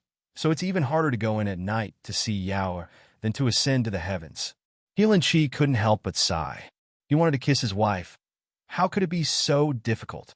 Sigh, why don't we go to Songha restaurant together for a drink? You will be treating today. What do you think? Situ Yele laughed. And let's go. Healan Chi had probably gone to sleep long ago when he thought about this. Since he couldn't see her at night, he could come see her during the day. The two of them looked at the direction of the Begonia Garden longingly, and just left with their toes two-chaptering the ground. The next day, rain kept on falling. It was not suitable for people to travel, but Feng Jiao still wanted to go out. It was because she had dreamt of Li Jinran last night. At that time, he was lying in a pool of blood, and his entire body was covered in blood. Princess, this rain might not stop anytime soon. Why don't you go to Jiuyin Temple to pray for your blessings another day? Ziyin disagreed. Ziyin, how about this? I'll go by myself. Feng Jiao said considerately as she saw Ziyun frowning. All right, thank you, Princess. Ziyun frowned. She had to go to the spring yard to see Master. Yesterday, she delayed Master for so long. If she went today, she would be punished. Feng Jiao sat on the horse carriage, and on the way there, it started to drizzle. It was probably autumn already, and the wind blowing towards her face was a little chapterly. Feng Jiao pulled open the carriage's curtain and took a glance at the scenery outside and saw that she was already near Jiuyin Temple. The road was bumpy, and after traveling for Su chapter a long distance, the carriage even made Feng Jiao's butt hurt. Suddenly, a horse in front of the carriage raised its hooves. The carriage was kicked all over. Feng Jiao did not expect the horse to go berserk. As she was thinking about how to escape, Wan Sanzi's cry for help caused a wisp of white shadow to appear. Quickly and cleanly, he plucked out 2 pea chapter blossoms from the pea chapter tree nearby and infused his profound spirit chi into the horse's throat, heart, and body, then aimed at each chapter other, aimed at the horse respectively, and shot out once more. Thus, the frenzied horse finally collapsed onto the ground with a long hiss, barely able to breathe. Thank you, young master, for saving my life. Wan Sanzi cupped his fists and thanked the white shadow. You're welcome. The white shadow only glanced at Feng Jiao, who was walking out safely from the carriage, and said coldly, Morong Chapterong? Feng Jiao had thought that she had seen wrongly. It was actually him. You are? Obviously. Murong Chapterong had forgotten who she was. Damn, what a forgetful man. On that day, he had clearly seen her near the Ningji Lake in the Imperial Palace, but he had forgotten who she was. This is the newly bestowed Princess Lianyan by the Emperor. Once Sanzi explained with a smile. Yes, last time you and I met in Ningji Lake, do you remember now? Feng Jiao laughed and asked, no matter what, he had saved her life. He did not know why the horse was so mad. Then why is the other horse good, and this one good? Was there something amiss? Is that so, Princess Lianyan? Murong Chapterong stood calmly and peacefully amidst the fragrance of the sunlight, her voice sounding like the crescent moon in the sky. Seeing that he seemed to recognize her, she gradually relaxed and used her hand to brush her hair that had been blown up by the wind. Yes, Feng Jiao acknowledged gently. Your horse was drugged. After Murong Chapterong finished, he mounted on his white horse and rode off, not even looking at Feng Jiao. Feng Jiao laughed self-deprecatingly. This beautiful man did not like him. It would be a little difficult for her to take him down.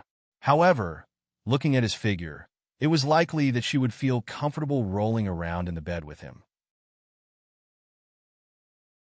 No, she had to work hard. Even though she had not succeeded in plundering the beautiful guy, she still had to work hard. When she thought of this, her mood improved again. Princess, there's only one horse in the carriage right now. Wan Sanzi was in a difficult situation, so he hesitated to speak. Sanzi, you don't need to investigate who did this. I have my own plans. Feng Jiao laughed. She had indeed done something to her. Good. It was better to use a tooth for a tooth. Princess? After Wan Sanzi heard this, he was stunned for a long time. Buy a little donkey and ride back for the time being. I will ride my horse to Jiuyin Temple and pray for the good fortune. The rain has stopped long ago, so I will definitely return home safely. Feng Jiao turned his head and looked in the direction of the Jiuyin Temple, instructing Wan Sanzi. Yes, Princess.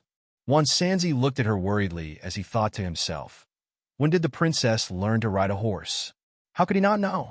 However, he did not ask any more questions. Instead, he walked towards a small village in front of them and bought a donkey from the villagers and rode it back to the village. Feng Jiao then rode on top of the remaining horse and waved her whip towards the opposite direction of Jiuyin Temple. She rushed all the way to Seoul Chapterace Manor and finally arrived there at noon. Just as she was about to leave, she saw Li Minkan at the entrance.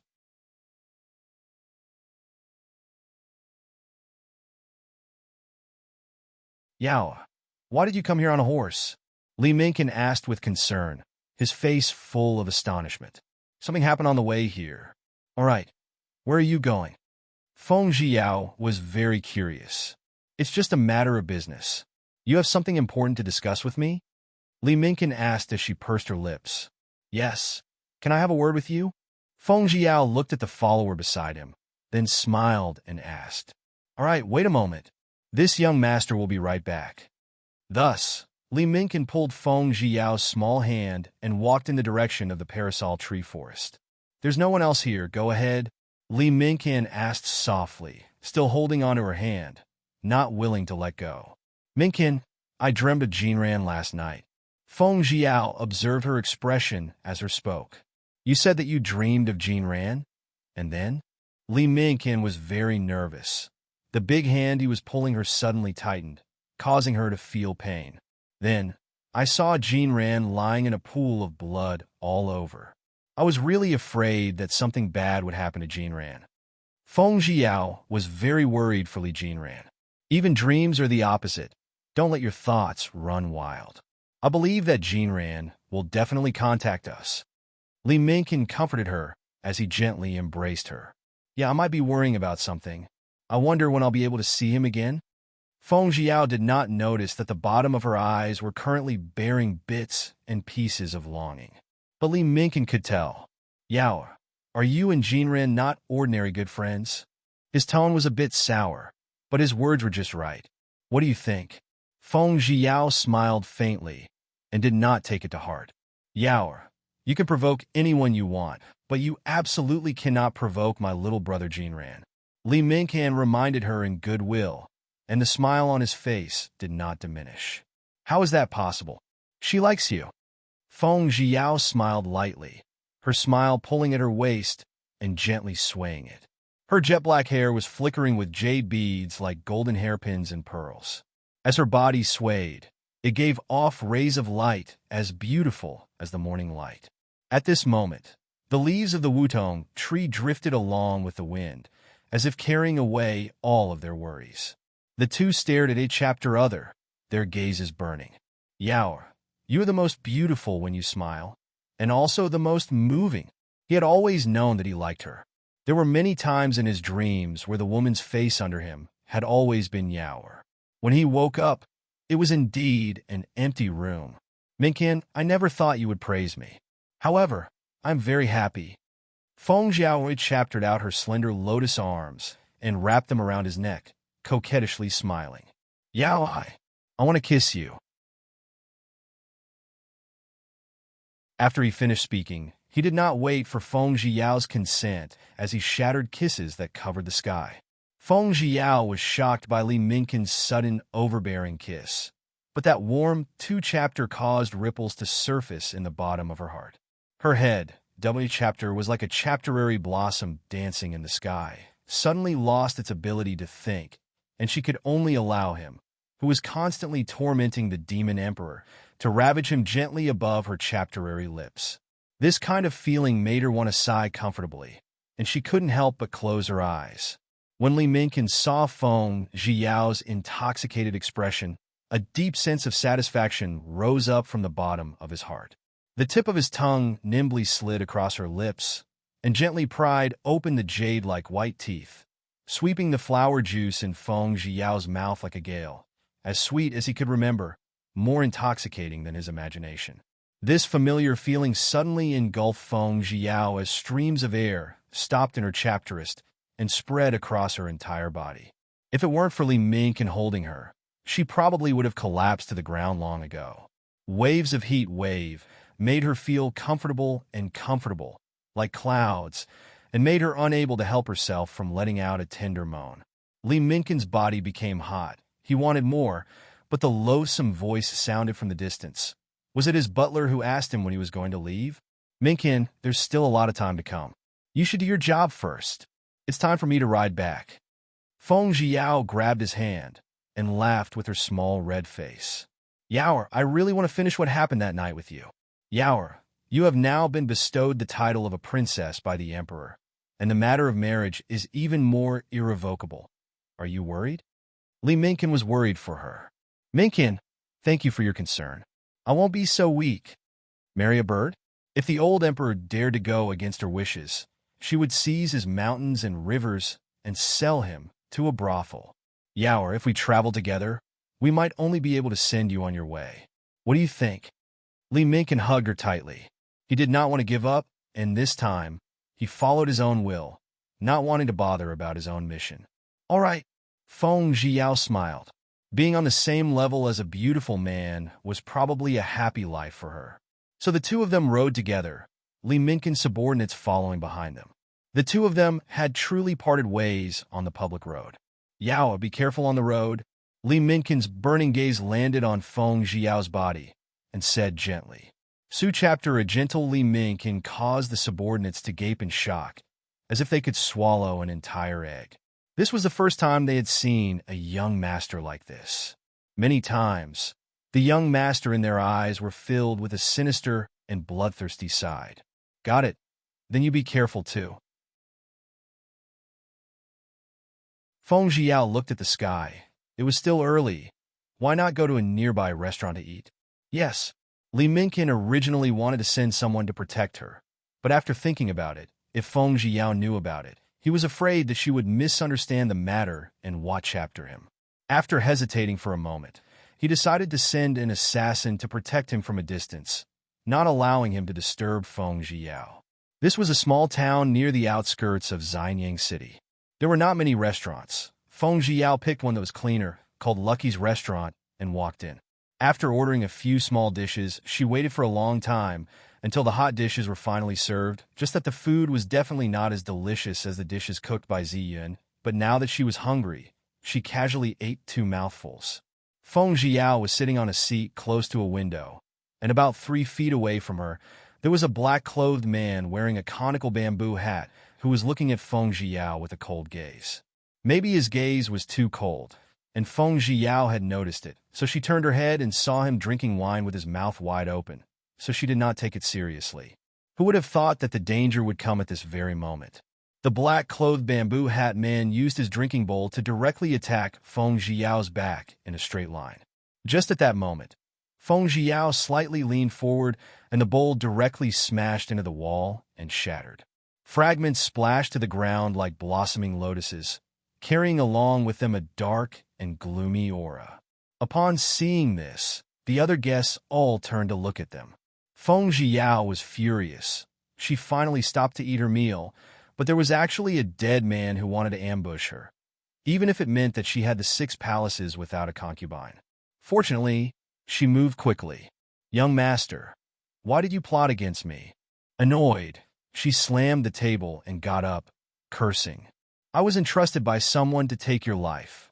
The gloomy voice of the man sounded out, causing one to feel as if they had entered an icy cavern. "Ah! Everyone, quickly flee! A bowl of crushed meat. Run! Quick run!" Upon hearing this, the customers eating Luan chapter immediately thought of the rumors about the new top ranker on the ranking of assassins in the martial arts world, Broken Bowl, Yin Wuxia. Everyone was afraid of him now. Although everyone did not know his face, they would fall a bowl before he killed anyone, letting everyone know that he was here. His voice was mighty, making anyone who saw him feel as if they had encountered the 10 Yama Kings. Thus, only Feng Jiao and Yin Wuxia were left in the empty restaurant. "What is it? Are you afraid?" Yin Wuxia's voice was extremely cold. "With someone protecting you, why should I be afraid of you?" Feng Jiao elegantly sat down and calmly ate the food that couldn't be considered delicious, as a faint smile appeared on her face. "Young Master Yin, this lady is someone our Soul Chapter Race Manor needs to protect. I trouble you to give us the Soul Chapter Race Manor's face." The Soul Chapter Race Manor's left protector, Pei Kuei, did not expect himself to be protecting her from Su Chapter a far distance. That girl actually knew about it, so she had no chapter voice but to show herself, and cupped her fists as she spoke. "You are the Soul Chapter Race Manor's left protector, Pei Kuei? To actually be willing to follow and protect the target that I want to kill, it is truly a waste of my talent." "Ha ha!" Yin Wuxia laughed out loud, not putting Pei Kuei in his eyes at all. "Young Master Pei, there's no need to trouble you. You should head back first. I have my own matters to settle."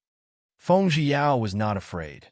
Now that she knew light skill, she could at most run away. "Pei Kuei, I do not need your protection. Why am I standing here? Still not getting out?" Yin Wuxia sneered. This woman was the first person to face his death. It piqued his curiosity, but the other side gave him 2 Mu chapter of a reward. It was the biggest reward he had ever given in his life as a killer. So he had to kill this woman in order to obtain that huge reward. "Miss, young master ordered me to protect you. I must stay." Pei Kuei was naturally clear that this bowl of broken names was not just for show. His hands were filled with sweat, as he was worried that he might not be able to defeat Yin Wuxia. "No need if your young master asks. Just say that it was my orders." Feng Jiao smiled and continued to calmly chapteroo on the red braised chapterican wings, not at all afraid of being broken into pieces. "Yes, my lady." Pei Kuei was startled for a moment, and then he agreed. Since the other party had expressed his unwillingness to help, then he could not stay here and get tired of it. So he quickly flew over. "All right, he's gone. Make your move. But I want to know before I die, who exactly entrusted you with the task of killing me?" Feng Jiao frowned. She really had a lot of enemies. She actually spent a huge sum of money to entrust Yin Wuxia to kill her. "No comment. This is the rule of our industry." Yin Wuxia sneered, but he slowly wore gloves woven from golden silk, thin as a cicada's wing, and shone with a strange light under the afterglow of the setting sun. "Can the rules be chapter-arranged?" After eating, Feng Jiao took out the silk handkerchief chapter wreath that she brought along with her as she wiped the oil off the corner of her lips. "Are you not afraid of death?" This woman was actually so close to him. How can someone who has died once be afraid of death? Feng Jiao imitated him and laughed coldly. What do you mean? Today, he also felt that it was strange that he would actually spend so much chapter time with a woman before her death. You must know me better than to kill my people. Ha ha ha ha. Feng Jiao laughed until the petals were trembling. Her slender fingers moved towards his bamboo hat, and with a wave, his beautiful face was revealed. However, no matter how beautiful the man who wanted to kill her was, he wouldn't be able to arouse any of her interest. Therefore, she sneered in her heart, "Kill her? In your dreams." However, she had a beautiful smile on her face. "Young Master Yin, it's a pity that you killed me." "A pity? But I still have to kill you." "Die." At this moment, he had already put on his bamboo hat once again. However, his voice was getting colder and colder. Normally, whoever saw his face, no matter who it was, would have already reported to the underworld. "Yin Wuxia, don't kill me. Wuxia, Wuxia." A weak and delicate voice gently floated into Yin Wuxia's ears. Suddenly, he stopped and could only stare blankly. "Wuxia, don't kill me. I'm your sister." "Wuxia." Feng Jiao had remembered that she knew sexual skill. Since she knew sexual skill, then wouldn't it be better for her to use the light skill to escape, as she had just learned it recently? At this moment, she was using the highest level of sexual skill for voice control. When her gentle and seductive voice entered the other party's ears, the other party's thoughts would follow her. Elder sister, Yin Wuxia actually called Feng Jiao big sister. The shopkeeper, who was hiding behind the counter, was scared to the point of breaking out in a cold sweat. This woman was the #1 assassin in the martial world. "Ah, Wuxia, Wuxia, you're now a chapter-old with a 3-year-old IQ. In the future, you have to listen to your sister." Feng Jiao's lips hung with a devilish and lazy smile, as if she was an Azura from hell. "Yes, I listen to my sister." "If," Yin Wuxia nodded his head, his cold voice suddenly becoming chapter-ildish, causing people's hair to stand on end. "Very good. I will be your big sister from now on. Big sister will let you head east. You can't head west." Laughed smugly. In the future, when dealing with those enemies, she would only need to use a bowl of broken bones, since his thoughts were under her control, but his martial arts still remained, and he would still be extremely powerful. In that case, she could save a lot of effort in the future, and she would be grateful to the person who entrusted Yin Wuxia to kill her. "Yes, sister." The voice sounded like a 3-year-old chapter-old, but it was a bit cold. The corner of Feng Jiao's mouth raised into a satisfied smile. The feeling of having a helper was really good. In a faraway corner, a woman covered in a veil shot out a gaze filled with incomparable malice. Feng Jiao actually had Su chapter and ability that was hateful.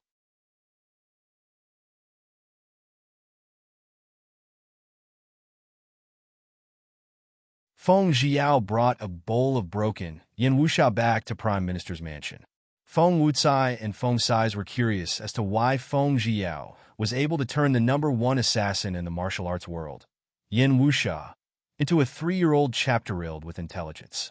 "How did she do it?" "Father, how could I have that kind of ability? When I met him, he was being hunted down by his enemy, but I don't know why he kept on pestering me to call me sister. W chapter was why I brought him back. I didn't know that he was actually the assassin of the martial arts world." Broken bowl. Feng Jiao was afraid of trouble. Hence she casually made up a story. "Yaoer, even though he is currently only a 3-year-old chapter-old, once he regains his intelligence, your life will be in danger." Feng Sais also disapproved of letting go of an assassin from his family. "Brother Sais, are you afraid that you won't be able to defeat Yin Wuxia?" Feng Jiao vomited blood because of Feng Sais' words. If he wanted to become an adult again, she would have to agree to it first. "How can I not beat him? It's just that he's only 3 years old right now. So how can I bully the weak?" Feng Sais glared at her fiercely. Did he look like someone who would take advantage of the situation and attack her? "Yaoer, you better pray for your own safety."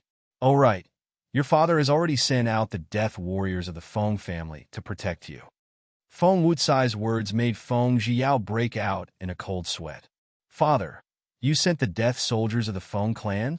Feng Sais was shocked. Why would his father need to use death soldiers to guard against all kinds of attacks? Yes, if I hadn't done so, you would have become someone else's uncle long ago. Humph!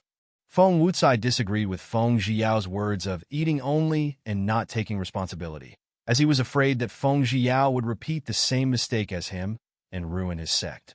Dad, I'm not as bad as you make me out to be. Feng Zhiyao laughed in embarrassment and stuck out her pink tongue. All right, go back and rest. Feng Wucai helplessly threw up his hands at Feng Zhiyao's unorthodox thought. Brother Sais, are you going to Begonia Garden to eat something delicious? Feng Zhiyao smiled as she coaxed. Why are you being so gentle and attentive to me? Could it be that you have something to request of me? Feng Sais felt that Feng Zhiyao's smile was very weird. How do you know? As Feng Zhiyao walked, she gave Yin Wuxia some candied flakes to eat. Stop beating around the bush, Feng Sais teased. Brother Sais, do you know what kind of medicine would cause you to go insane? Feng Zhiyao asked. Why do you ask if the leaves of a jinsui pine tree are eaten by a horse? Feng Sais asked. He truly felt that it was too strange. Because I wanted to go to Join Temple in the morning to pray, but who would have thought that a horse in front of my carriage would suddenly go into a frenzy?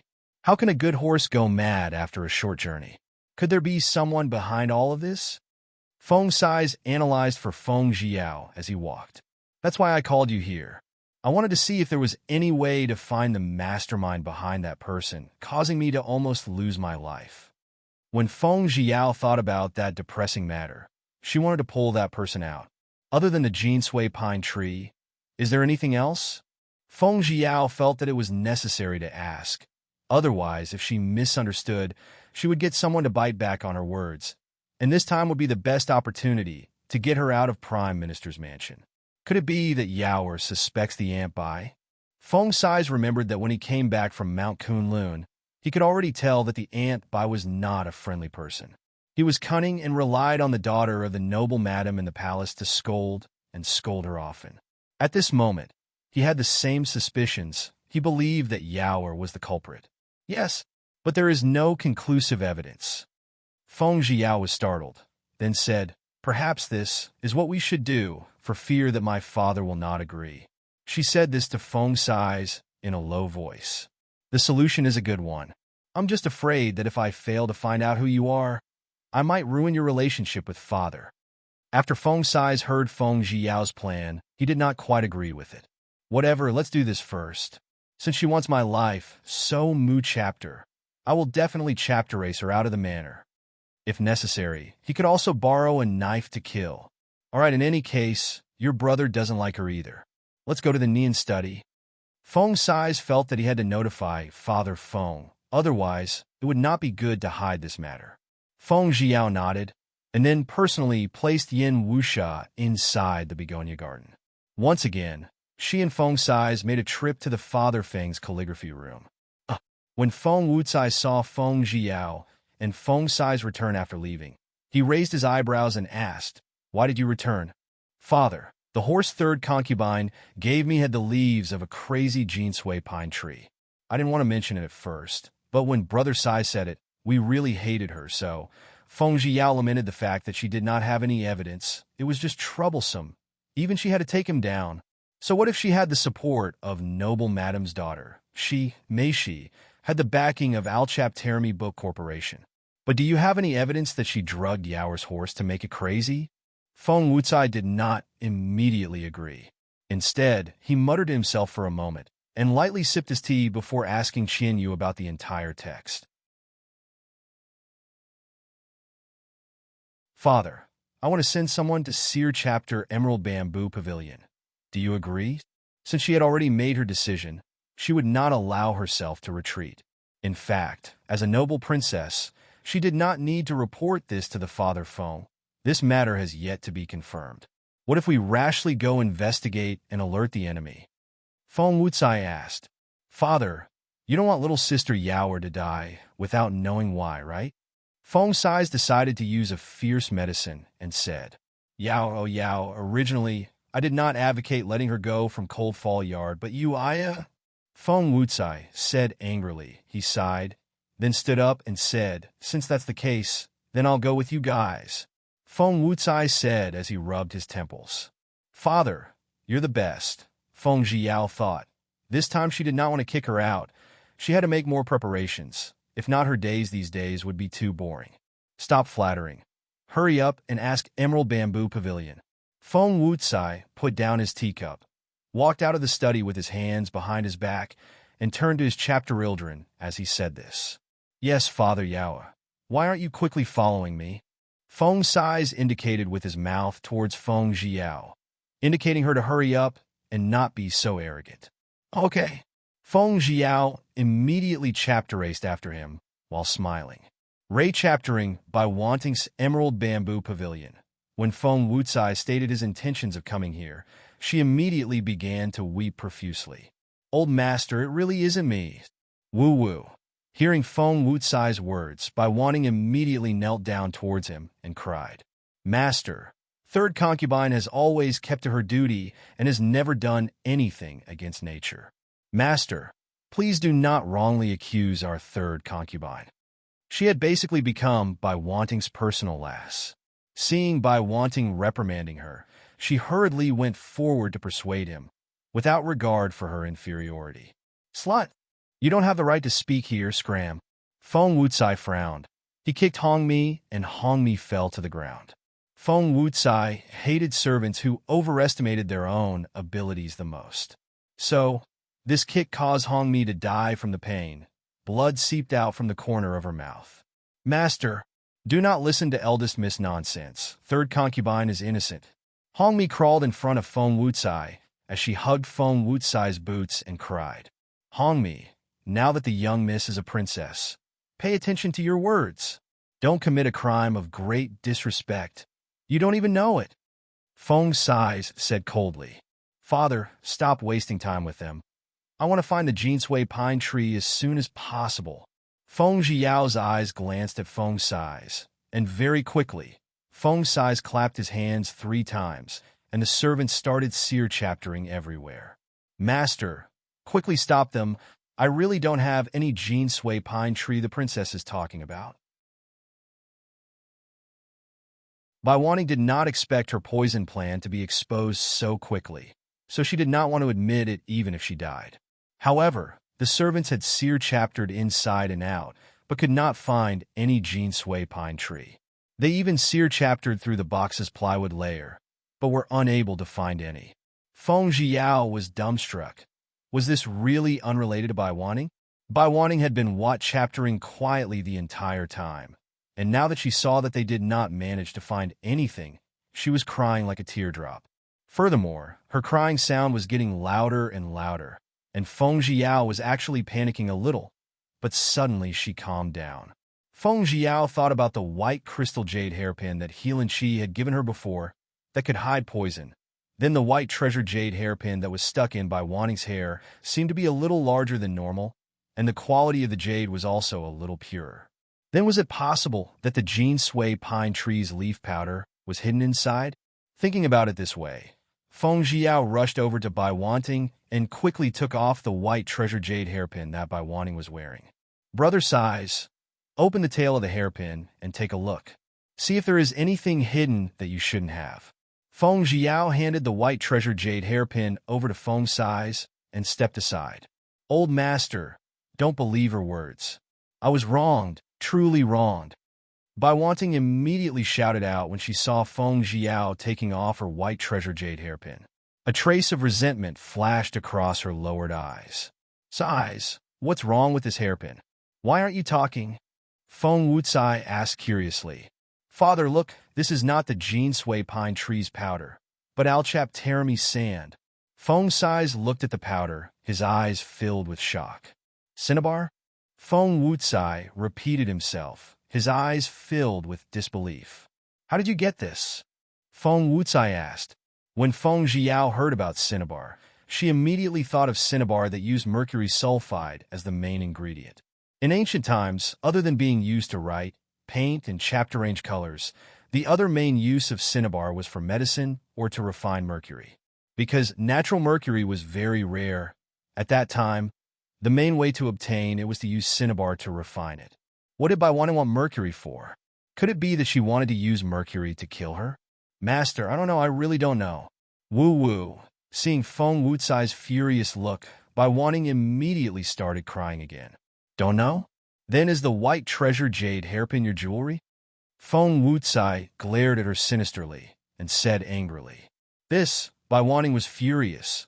She never would have thought that the Al chapter remical sand that she bought at Su chapter a high price would actually be discovered by them.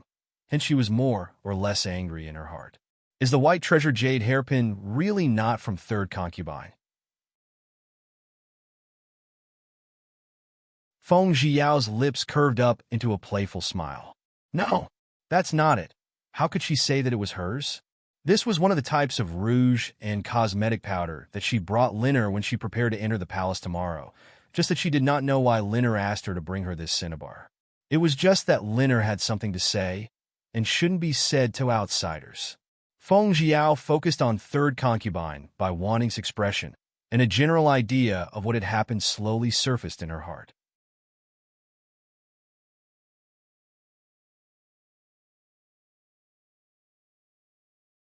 The cinnabar in this hairpin is a strange thing.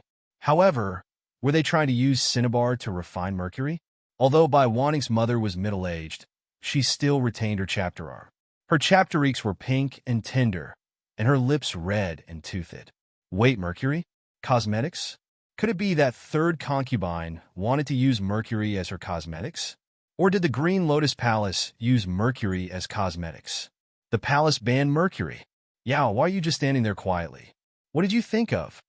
Feng Wucai asked. Father, a disaster is about to befall the Feng residence. Feng Zhiao sighed. Yao, why do you say that? Feng Sai's was very nervous. What did she actually think of? Father, Brother Sai's third concubine, do you know the usage of cinnabar?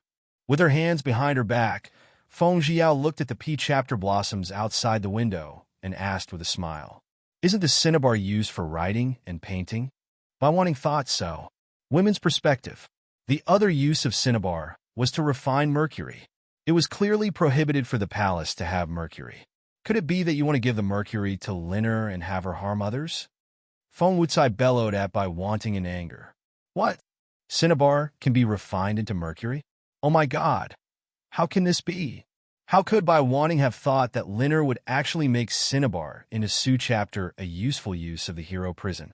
Only now did she understand why that bit chapter Feng Zhiyao had said that the Feng residence was about to face a disaster. Third concubine, is noble Madame Lin involved in this matter? Feng Sai's frowned. This? My body? How would Bai Wanting dare to admit it? Seeing Feng Wucai's expression, she became even more afraid and became even more worried for Feng Zilin's safety in the palace. Night Pavilion, you should still speak the truth. If you speak of it, it might be able to save Linner's life. If you don't speak of it, you can just wait for Linner to be killed by the Emperor's 3 feet white silk. Feng Wucai shook his head and said with a sigh. Feng Zilin was his daughter long ago. That was why he said that. A 3 feet long white silk? Was it really that serious? Bai Wanting was so scared that her face turned white. Master, please save our Linner. Old master. Bai Wanting knelt on the ground and kowtowed fiercely towards Feng Wucai. Third concubine. How long have you been involved in this matter? Hearing her words, Feng Zhiyao felt her scalp go numb. This, Bai Wanting was so frightened that she could not speak properly, and Feng Zhiyao had a rough idea of what was going on, so she must have participated in it a lot. Father, third concubine, last time I saw Linner's skin snow, lips red and teeth white. I'm afraid that if a person consumed an excessive amount of mercury, they would have fair skin and rosy lips. This is a sign of poisoning. If little sister Linner consumed mercury, the consequences would be unimaginable. Feng Zhiyao said as she looked at Bai Wanting, deep in thought. Night Pavilion, stop supplying Linner with cinnabar as soon as possible. Otherwise, your daughter will be killed by the ignorant you. Feng Wucai's anger ignited, and he roared at Bai Wanting.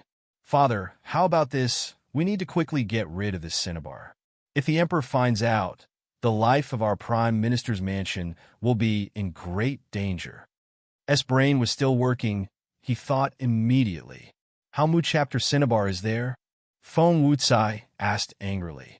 It's all buried under that pomegranate bonsai. Bai Wanting stammered as she pointed in the direction of the pomegranate. Her eyes were filled with tears, and her heart was burning with anxiety. She was worried about Feng Zhiline's health. Princess, I beg of you, please head to the palace tomorrow to meet Liner. Then, don't take the mercury anymore. Your life is more important. Bai Wanting recalled that Feng Zhiyao was now a princess and that she could enter and leave the palace. So she immediately kowtowed to Feng Zhiyao and wailed. Originally, she wanted to ask the old master to enter the palace to advise Liner. But the old master was a man, so it was inconvenient for them to enter and leave the harem. Third concubine, it's not that I'm not willing to help you, but that I went to see her. She might not agree to this matter and instead hated me for it. Feng Zhiyao did not want to wade through this muddy water, so she refused awkwardly. Princess, I am begging you. What happened before was my fault. Please forgive me. Please do not remember this lowly person. The Prime Minister can hold a boat in his Stoma chapter. Please go and advise Liner tomorrow. Okay. Master, Liner is not only my daughter, she is also your daughter. Old Master, seeing that Feng Zhiyao was in a difficult situation, Bai Wanting pulled Feng Wucai's sleeves and begged. Fine. Feng Wucai thought for the sake of the Feng family and nodded his head, then turned to Feng Zhiyao and said, Yaoer, go and advise her, and say that it is her parents' idea. If she still does not listen, then let her handle this matter. Then I will pretend that I do not have this daughter of mine. Master, Liner is still young. You can't ignore her. Woo-woo. Seeing that Feng Wucai was about to give up on Feng Zhiline, Bai Wanting immediately shouted with all her might. Father, I understand. I will go to the palace to see her tomorrow. That's right, third concubine. Little sister Liner is willing to listen, but I don't have a 100% chapterance of success. Feng Zhiyao sighed and said the first few unsightly words. Thank you, princess. Bai Wanting immediately expressed her thanks. Her face was still pale, and her heart was in turmoil. Night Pavilion, you should get some rest early. Sighs Yao. Let's go to the city to read the full text of the Absolute Dragon. Feng Wucai glanced at Bai Wanting and flicked his sleeves and left. After exiting Bai Wanting's Emerald Bamboo Pavilion, Feng Wucai asked Feng Zhiyao, Yaoer, about the matter of the horse being dismounted with the jasper grass. Do you want to report it to the authorities for investigation? Dad, there's no need to go through all this trouble. I'm still fine. How about this for now? I can make him relax his guard and wait for him to attack again. Anyway, I won't let him go. Feng Zhiyao was also regretful that it was not actually ordered by the Aunt Bai. But in that case, that man definitely wanted to use him to kill someone. WHI chapter meant. That man did not want to kill him, but wanted to kill Aunt Bai. All right. Since you understand this, then I won't say any more. All right, I'll send you to the entrance of Begonia Garden. You should go in and rest as soon as possible, and I'll help you rest when you go back. Sighs, you're also one man. You shouldn't be alone with Yaoer at this time. Otherwise, it would affect Yaoer's good name. Feng Wucai's face was solemn. Father, Brother Sighs, I'll be going to bed. Good night. Feng Zhiyao smiled at them, then turned and walked into the Begonia Garden. Seeing that Yao had entered the Begonia Garden, Feng Sighs praised Feng Zhiline. Father, this girl's temperament is getting better and better, and she is smarter than when she was young. If I didn't make a mistake in throwing the ball, poor Yaoer would have married a pockmarked beggar with Su chapter terrible conditions. Father was truly worried that Yaoer would marry him and live her life of eating pickled vegetables every day. When Feng Wucai thought about how the pockmarked beggar received Feng Zhiyao's embroidered ball, his expression turned ugly. Who told the pockmarked beggar to have no products, no house, no car, no job? Of course, I don't know if that pockmarked beggar ever joined the gang. Father, that pockmarked beggar doesn't seem to be as bad as you said, right? When Feng Sighs heard Father Feng's words, The corner of his mouth immediately twitch-chaptered. He sweated profusely. Was he really that bad? And eating pickled vegetables every day? He didn't expect his father to judge people by their appearances. Dad, isn't your words too absolute? You can't judge a book by its cover. You can't judge a book by its cover. Maybe they have decent work to do? Feng Sai's retorted in displeasure. You brat. Why would you refute me for that pockmarked beggar? Could it be that that pockmarked beggar gave you quite a bit of benefits? It's even a decent job. Ha, you already said it might be so, then even you aren't sure. If you are unsure, don't speak carelessly. When Feng Wucai thought about marrying Su Chapter, a lowly person, to the legitimate daughter that he was so proud of, his expression immediately turned bad. This time around, he was practically glaring at Feng Sai as he spoke. Father, do you need to be so fierce? I did not say that I would definitely marry Yaoer to that pockmarked beggar. Feng Sai muttered. Sai, I want to see in detail how you look like. You look like a pock-faced beggar. Oh yes, where did you die when Yaoer threw the ball? Why didn't I see you at the scene? Tell me, where did you go? Feng Wucai was not an idiot. When he thought about it carefully, he felt that it was very strange. When he linked the things that had happened before and after with them, he felt that Feng Sai was very Mu chapter of suspect. Father, what nonsense are you spouting? Was it easy for me to be roused from bed early that morning by the housekeeper? Afterwards, when Yaoer went to throw the ball, I went back to Jisong Hall to sleep. There should be many people who can prove that I really slept at Jisong Hall that day. Feng Sai was already prepared to be questioned by Feng Wucai. Is that so? It was very obvious that Feng Wucai did not believe his words. She coldly glanced at him for a moment, then turned and left, leaving him gasping for breath, and thought to herself, Father Feng really does have a pair of sharp eyes. Just as Feng Sai was about to leave, he took a careful look at the surroundings of the begonia garden and was shocked. God! Was the Father Feng trying to protect Yaoer tightly? Father, he's serious. They really used the death soldiers of the Feng clan. He thought he was only scaring Yaoer. Feng Sai shook his head, and in the next second, he agreed that they should do the same, because Yaoer was a girl who was not at ease. He did not forget that Su Mein was trying to bully Yaoer by kissing him, so, putting these death soldiers here, it was better to scare the fly men that were coveting Yaoer than the young devouring divine record.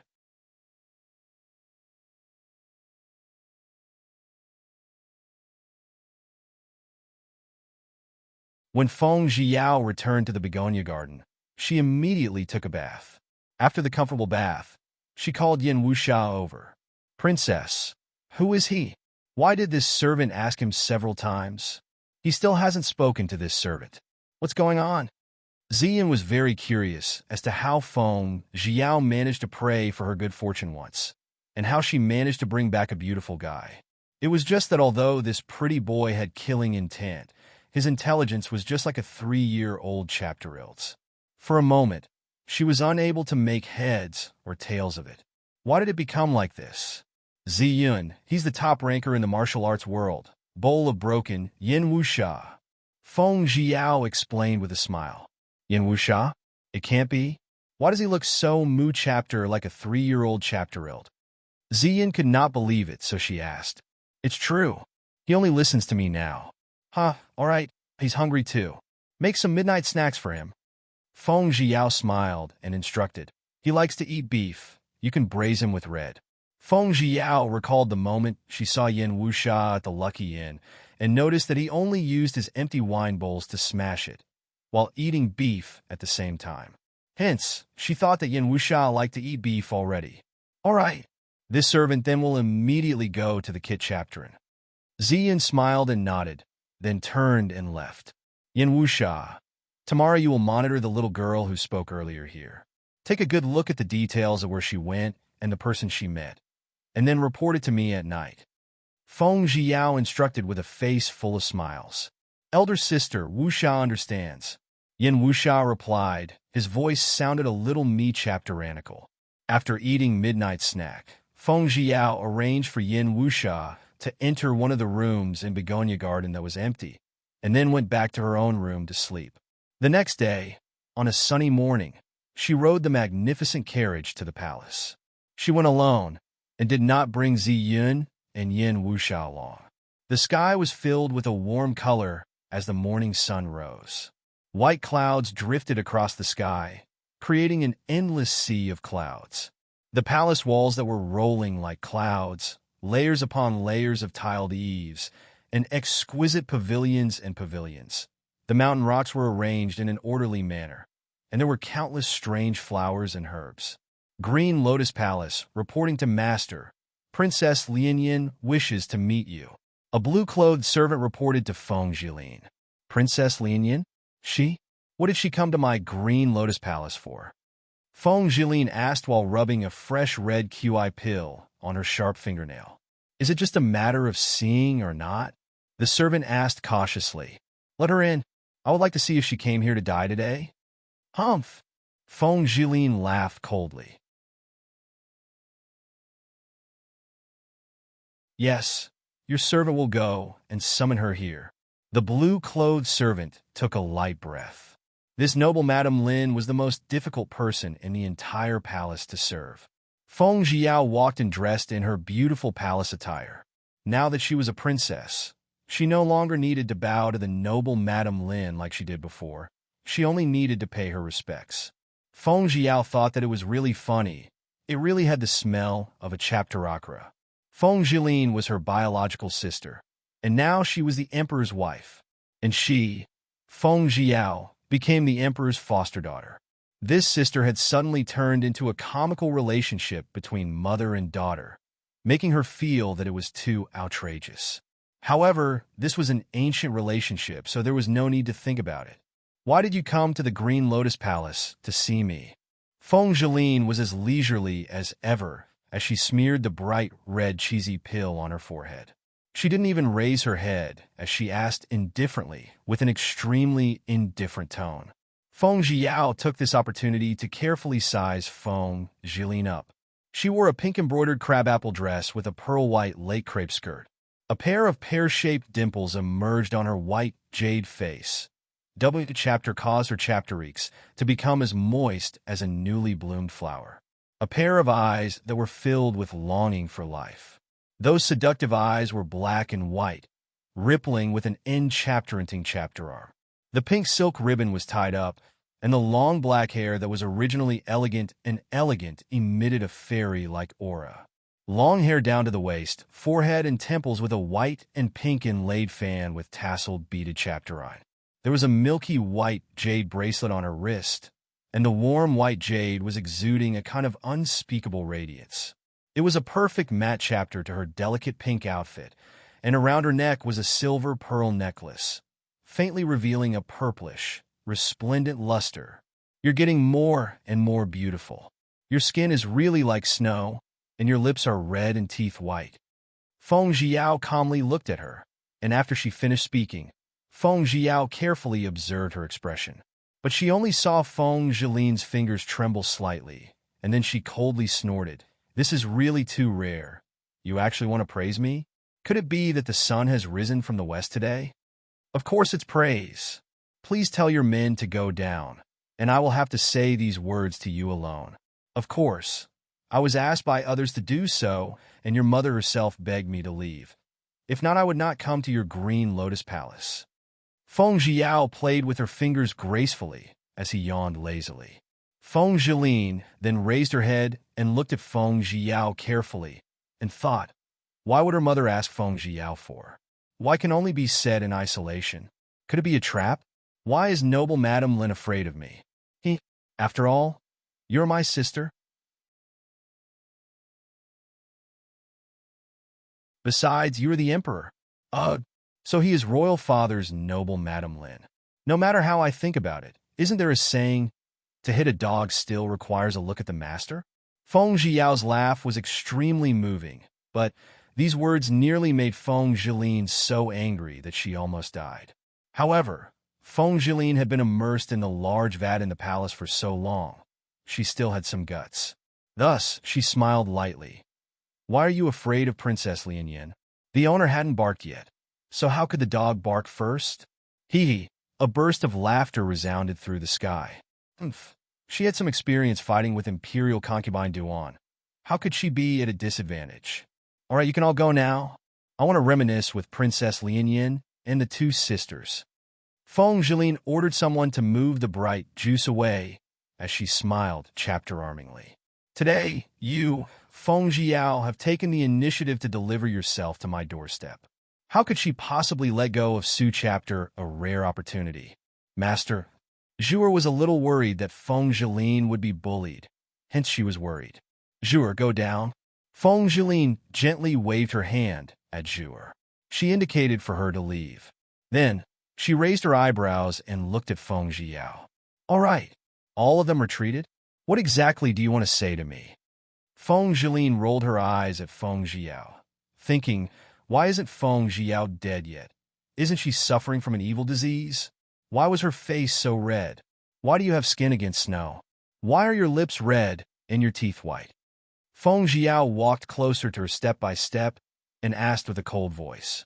Whether or not she knew that if she used this on her own, it would implicate her family, so she didn't mind dying, but if she let Father Feng die with her, she would want to scold her.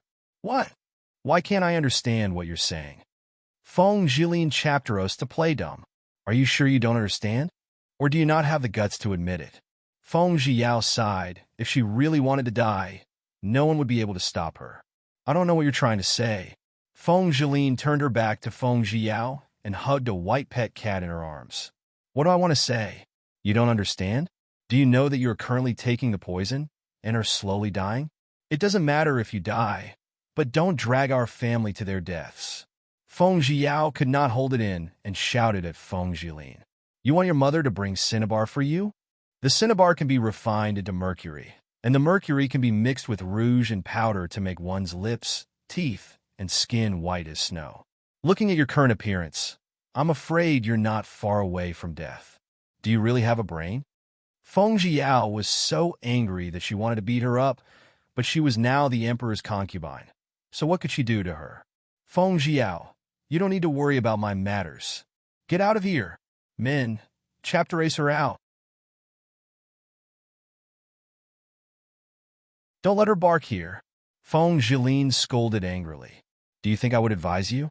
Father loves you dearly. Otherwise, I would not have come to your green lotus palace. Humph. Do it yourself. I'm leaving. Feng Jiao was too lazy to stay. It was too tiring to talk to Su Chapter a person. She might as well go to the Imperial Garden to have a look at the flowers and beautiful herbs. And I'll tell you, you're the one barking. Bye-bye. Feng Jiao proudly saw Feng Zhilin's small face darken, so she quickly left the Green Lotus Palace. Under the bright sunlight, the misty Ningji lake looked like a golden gauze, with dense water vapor lingering around them. In the middle of the lake, there were green lotus leaves floating, and snow-white lotuses dotted the surface of the lake with green. A warm breeze blew, and the white lotuses danced gracefully, as if there was a fairy dancing in the air. On the shore, the fragrance of pink chapterary blossoms bloomed. The falling petals were like heavenly beauties scattering flowers, beautiful and romantic, that landed on the bluestone vine. The faint fragrance wafted into the air, and the pinkish-purple flowers were faintly discernible. As Feng Jiao walked, she was admiring the beautiful scenery of the Ningji Lake. Feng Jiao! A clear voice came from afar, causing Feng Jiao to turn around to take a look. Murong Chapterong? Seeing that it was Murong Chapterong, Feng Jiao remembered that he had saved her before and smiled as he greeted her. How are you here? This time, he recognized her. Feng Jiao smiled slightly. Green Lotus Palace is my concubine sister. I just came out from her place. What about you? Why aren't you with the crown prince? I told him to wait for him here. Murong Chapterong did not speak next. Only his gaze fell on the surface of the lake. Whether it was looking at the lotus or the rippling water, he did not look at Feng Jiao. W chapter made Feng Jiao frown helplessly. Murong Chapterong? She wanted a chapter rat with more beauties, who told Feng Sais to make him sound so chapterlinging. 1, 2, 3 times, Murong Chapterong still did not react. Why did you call me? Murong Chapterong asked. His gaze landed on Feng Jiao's body, only to see that the luxurious clothing on her body did not shine as brightly as her own, as an unnoticeable enticement and chapter arm flowed through her black eyes, the darkness within them constantly stopping, and she was so beautiful that she was close to becoming a demon. The delicate willow leaf eyebrow is curved, natural, and exists in the angle of a smile. Her skin was white and exquisite, but it was suffused with a jade-like glow. It seemed to be like the snow in winter. It was so bright and clean. She was the most exotic woman in the world. She had the colors of a bewitching monochapter, a clear, snow-white face, and a mixture of confusion and confusion. He knew that she was beautiful, but she was looking at him with Su-chapter a fiery and stinging gaze. He really couldn't get used to it.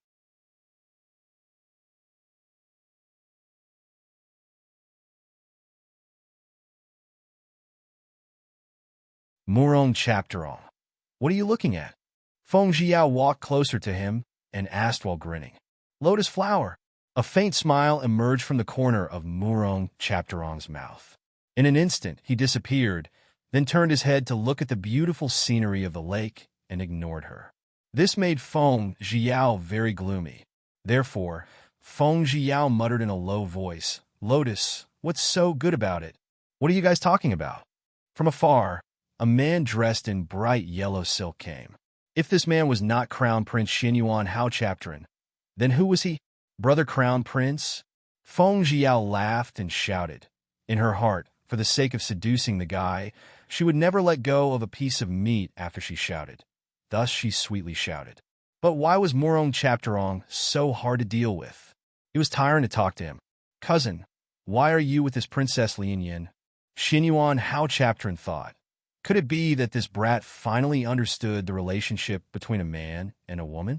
But Feng Jiao should not have been his, Murong Chapteron's chapterois. Cousin brother, let's go. I'll bring you to the spring yard to experience it today. Xinyuan Hao Chapteron did not avoid Feng Jiao at all, and said to Murong Chapteron as if he did not see her. Spring yard? What is that place? Why did it sound like the name of a brothel? What kind of place is the spring yard? Murong Chapteron asked. When he looked at the Crown Prince Xinyuan Hao Chapteron, there was a trace of a smile on his lips that was like the spring breeze. W chapter made Feng Jiao jealous. She was a beauty, okay? Cousin, the spring yard is the home of a man's Shaohan. It's a pity that you went to Mount Kunlun to study and lost your taste in the mortal world. Crown Prince Xinyuan Hao Chapteron laughed chapter-armingly and thought, cousin is too pure. Brother Crown Prince, then how about Yao also go with you? When Feng Jiao heard that it was Shaohan Nest, she immediately became excited. Previously, even if she wanted to go to the brothel a few times, she wouldn't be able to do so. You? No way. Crown Prince Xinyuan Hao Chapteron immediately shook his head and refused. Why can't I? Feng Jiao asked. If they were allowed to go, then wouldn't she be able to? What kind of logic was this? You're a woman. What do you think you can do? Xinyuan Hao Chapteron looked around Feng Jiao and sighed. This was the first time he heard that a woman wanted to go to the brothel on her own accord. I'm naturally, just as you said, just like your cousin Murong Chapteron, I want to go take a look. I'm just going to take a look. Feng Jiao laughed as she spoke, not feeling the least bit ashamed. After she finished speaking, Xinyuan Hao Chapteron was shocked. He raised his eyebrows and said, Women cannot go to that place. Can't go? Why? You two can go. If you don't believe me, I'll go tell the, Feng Jiao slowly said, a trace of craftiness flashing across her eyes as she heard Feng Jiao's words. All right. I'll bring you along. Xinyuan Hao Chapteron glared at Feng Jiao in fury and said angrily, she actually dared to use her royal father to suppress him? While they were talking back and forth, Murong Chapteron was stunned into silence. His gaze was always fixed on the dark green lotus leaves. Cousin, let's go. Xinyuan Hao Chapteron and Feng Jiao had already walked 5 steps away, but unfortunately, Murong Chapteron had not reacted and turned his head to shout. Murong Chapteron nodded his head, but he was suspicious. Why was Princess Lianyan following them? Only, Feng Zhiyao did not expect that they did not directly go to the Spring Yard S, but instead went to the Eastern Palace Crown Prince Palace first. Why are you looking at me like that? Xin Yuan Hao Chapterin looked at Feng Zhiyao and asked curiously, Didn't you say we were going to the Spring Yard? Why did you bring us to your Crown Prince's residence? Feng Zhiyao curled her lips and asked in dissatisfaction. Why did Xin Yuan Hao Chapterin not keep his word? Spring Yard only opened at night? Am I supposed to go visit them in broad daylight? Xin Yuan Hao Chapterin gouged her out and snorted coldly, sneering at her. What? At night? Forget it, I'll take my leave first. You two can go. Feng Zhiyao thought about Father Feng's strict discipline and immediately shook her head and rejected. That's right. She had forgotten that an ancient brothel was equivalent to a modern nightclub. Naturally, he could only go at night. However, if she wanted to go, she could go the next time as a woman in disguise. There really wasn't a need to go at this time and make her father worried. No, I'm going to my room to sleep. When Murong Chapterong heard he was going tonight, he did not want to go anymore. Hence he also rejected with a smile. Cousin, you don't have a family, so you should go to Spring Yard with me tonight to relax. I'll keep you safe and sound, especially the new courtesan belle, Miss Lan Xin. Crown Prince Xin Yuan Hao Chapterin talked while looking intoxicated. Feng Zhiyao scoffed at this. She did not expect that a crown prince of a country would actually like the whores. He was truly hopeless. I'm not going. Goodbye. Murong Chapterong straightforwardly rejected her, but Xin Yuan Hao Chapterin did not ask him to stay. He just fixated his gaze on Feng Zhiyao's body. Princess Lianyan, you are very beautiful today. Xin Yuan Hao Chapterin suddenly said these words for no reason at all, causing Feng Zhiyao to be startled. What was the meaning of saying all these? Thank you, Brother Crown Prince, for your praise. Feng Zhiyao didn't understand why he said that, but she still asked politely. Yao, if you really marry that pockmarked beggar, then you would be like a flower stuck in cow dung, continued to shake his head in regret. If I like it, even if it's cow dung, I'm willing to do it. Feng Zhiyao rebutted with a light smile. The one who doesn't want to say it doesn't mean it. The listener means it. After Murong Chapterong heard this, he shot a curious glance at Feng Zhiyao. Is that so? Cow dung? And you are willing to do that? It was very obvious that Xin Yuan Hao Chapterin didn't understand her words. Feng Zhiyao smiled and nodded. Brother Crown Prince, I will take my leave first. We will talk later. Princess Lianyan, do you need me to send you off? Seeing that she was about to leave, Murong Chapterong made a suggestion. Double Chapter stunned Feng Zhiyao for a moment and took the initiative to send her off. All right, since the beautiful man had asked, how could she not give him a chapterance? Of course. Feng Zhiyao smiled and nodded. Thus, the two of them walked out of the Eastern Palace's Crown Prince's mansion one after another. Behind them were Xin Yuan Hao Chapterin's thoughtful gaze. What? The one you love has left? Are you out of your mind? Su Chapter, a sweet and harsh voice came from the Crown Prince's wife, Gu Xiner. Xiner, what are you thinking about? My heart has always been with you. After Xin Yuan Hao Chapterin heard this, his handsome eyebrows twitch-chaptered, but he still smiled. He extended his hand out and embraced Gu Xiner. Is that so? Then, when Princess Lianyan left just now, why did you seem to be a little nostalgic? Gu Xiner sneered. She was carefully observing him. Princess Lianyan is the #1 beauty of Nanshao. As a man, I want to admire her. Xiner, stop making wild guesses. My heart is filled with you. Others cannot continue acting. Xin Yuan Hao Chapterin embraced her as her beautiful, thin lips gently nibbled at Gu Xiner's earlobes. As she breathed in the warm air, the white pigeon that made Gu Xiner's face red trembled as it thought to herself. This crown prince is Su Chapter, an expert in love. She was really almost tricked by his sweet words. Remember, Gu Xiner, have always been the husband's fate. You must not eat in a bowl, and look at the pot in front of you. Gu Xiner scolded him arrogantly. Understood. Xiner, if you tell me to head west, I definitely won't head east. Xin Yuan Hao Chapterin lowered his eyes, concealing the deep disgust in his eyes. He couldn't help but to think of how she was so gentle to him, and how the little girl, Feng Jilin, could read the entire text. It seemed like he had not loved Feng Jilin for 3 days. However, Gu Xiner's words made him miss Feng Jilin's gentleness, as well as her wonderful lady skills. What are you thinking? But thinking about other women? Gu Xi leaned toward Xinyuan Hao Chapterin and asked suspiciously, as a sinister look flashed past her eyes. No. Other than you, who else could I miss? Xinyuan Hao Chapterin said this while hugging Gu Xiner. His big hands slightly exerted force and pulled out a red smoke river belt from her waist. Your Highness the Crown Prince. Disgusting. Gu Xiner's body was very sensitive. After his big hands chaptered her, she felt that she was going to die from discomfort. You should say that you like it. Xinyuan Hao Chapterin endured the disgust in his heart, picked her up, and ran towards the Morning Light Palace. Your Highness the Crown Prince. Where did people take a mandarin duck bath in broad daylight?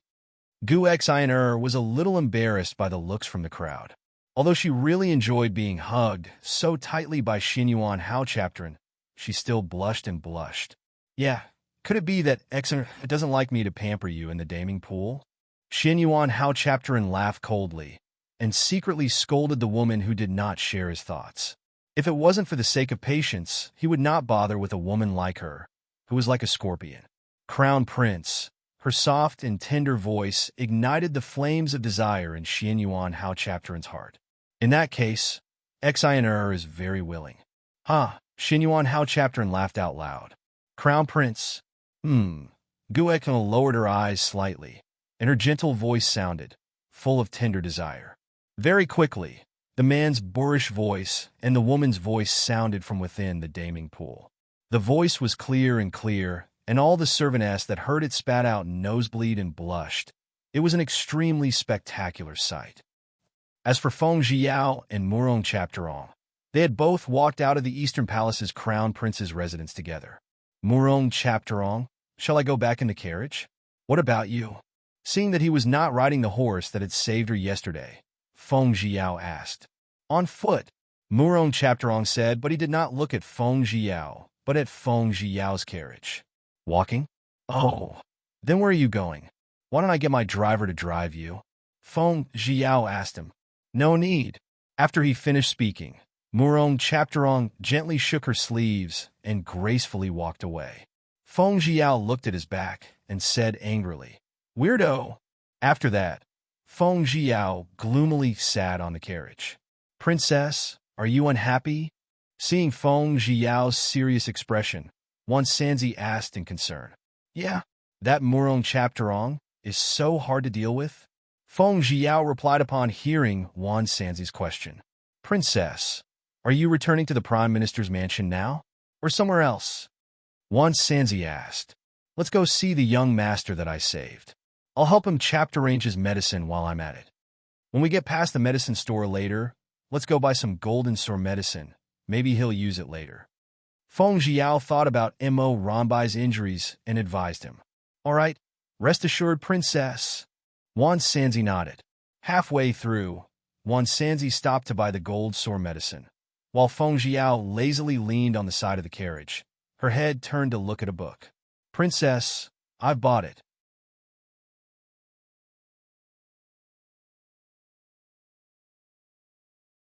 Wan Sanzi then placed the gold sore medicine in Feng Jiao's carriage, and then turned to drive the carriage. When they arrived at the inn where Mo Ranbai was originally settled in, Feng Jiao ordered Wan Sanzi to wait for him at the entrance of the alley while she went over to the small inn to meet Mo Ranbai.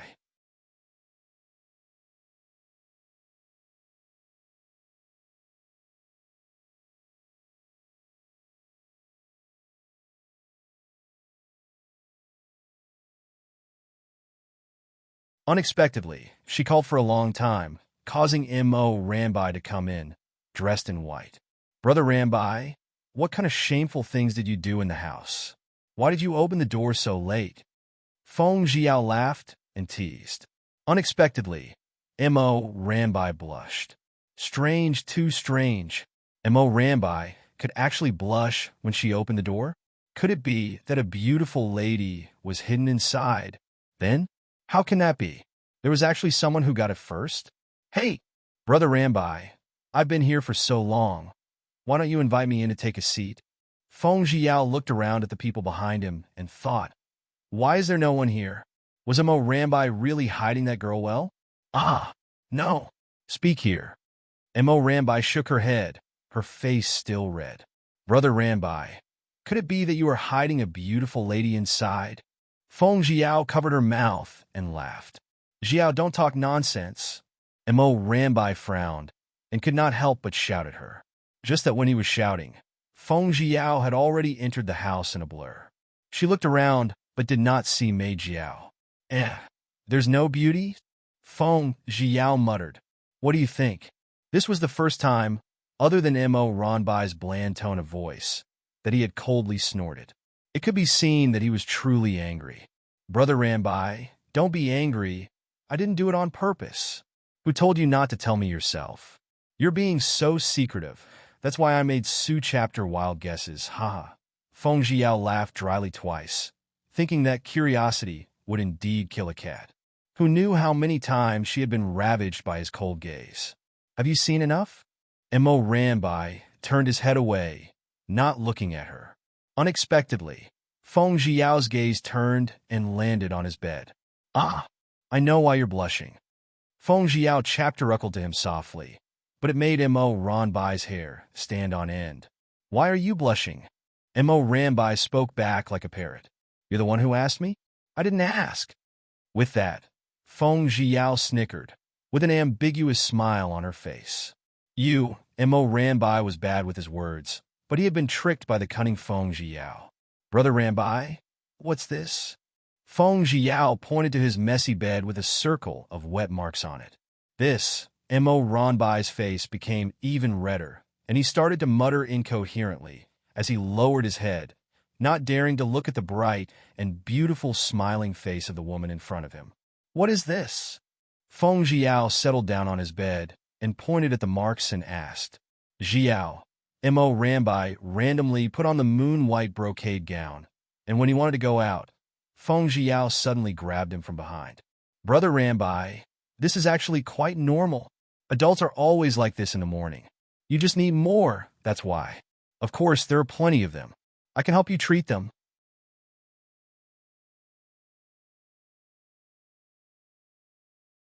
Feng Jiao felt that the chapterants to beat him down had come, so she smiled at him sweetly, with her eyebrows furrowed slightly.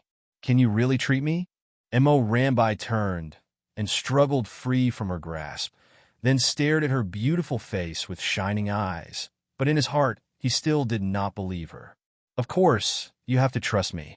Do you want those Mongolian doctors to look at this hidden disease for you?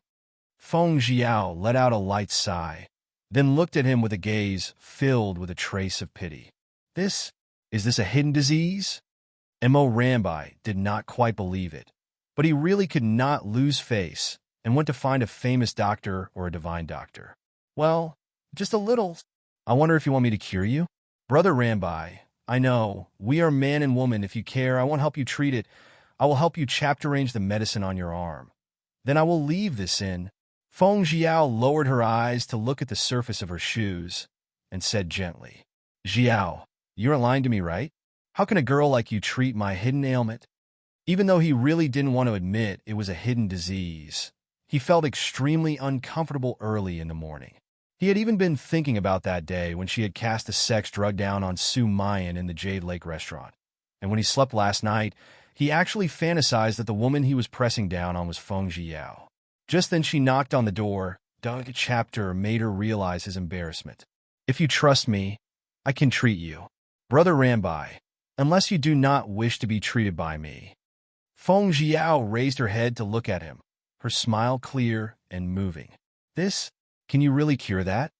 Mo Rambai held a doubtful attitude, so he asked for confirmation once more. Of course, did I lie to you? Feng Jiao gave him a pure smile, but that smile made Mo Rambai feel that Feng Jiao's motive was not pure. That's a possibility. Mo Rambai raised his eyebrows. He was suspicious, especially suspicious. Is that so? Brother Rambai, You are a despicable person. Feng Jiao rolled her eyes at him and said, What? When did he, Mo Rambai, become friends with this lowly person? A certain someone has the heart of a tyrant. Feng Jiao said while sneering. Jiao that? Then what kind of medicinal herb are you going to use to treat me? Mo Rambai did not believe that she knew any medical skills. Of course I have my side, right? Only my side will be able to make your return to normal the amount of man. Anyway, now that you're safe, I can definitely cure your illness. Feng Jiao's face did not turn red from what she said. But because of this, Mo Rambai started to believe in her, although he still had some doubts. Brother Rambai, come over. Feng Jiao gracefully stroked the few strands of black hair in front of her forehead, and then slowly sat down and said while smiling, Jiao, why did you call me over?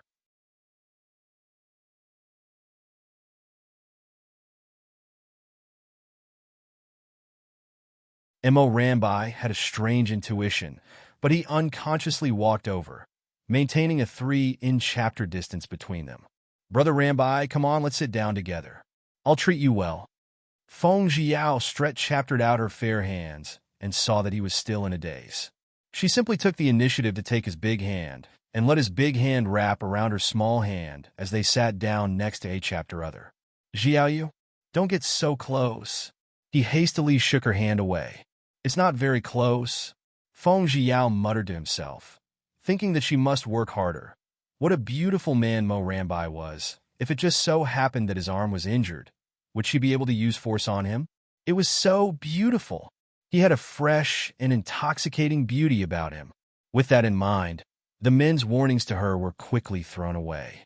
Feng Jiao raised her chapter-arming face and looked at him. Brother Rambai, where is your other hand? Here. What do you want my hand for? When Mo Rambai saw her burning expression of wanting to swallow him in one gulp once again, he didn't feel disgust, nor did he feel fear. Naturally, it is the first step to start the healing process for you.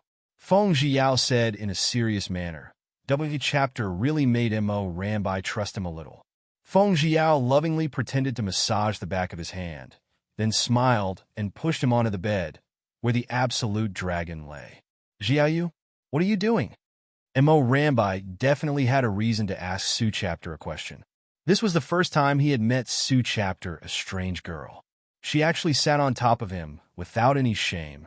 Point your acupoints and swallow them alive. Feng Jiao laughed evilly. You? Mo Rambai was unlucky and had been struck by Feng Jiao's acupoint. Feng Jiao laughed. In the past, it was always him who got points from the beautiful guy, but today, with her turning over to become his master, she also got points from the beautiful guy, making him unable to move. Brother Rambai, don't look at me like that. I'm here to treat you, really. Seeing that he could not speak, she knew that she had struck his main acupoint. She could neither move nor speak. Mo Rambai looked at her suspiciously, only to see that she had already taken off her clothes. Of course, Mo Rambai had also taken off his clothes completely. When Mo Rambai saw her naked body, his handsome face immediately flushed red. Then he saw that his clothes were also stripped naked by her. He was shocked in his heart. It even pierced through his acupoints. Mo Rambai laughed in his heart. Were his acupoints that good? He wanted to see what tricks she could play. Therefore, Feng Jiao did not see any sort of angry expression in Mo Rambai's eyes, and instead saw some amusement and probing within them. No matter what, this woman was too shameless.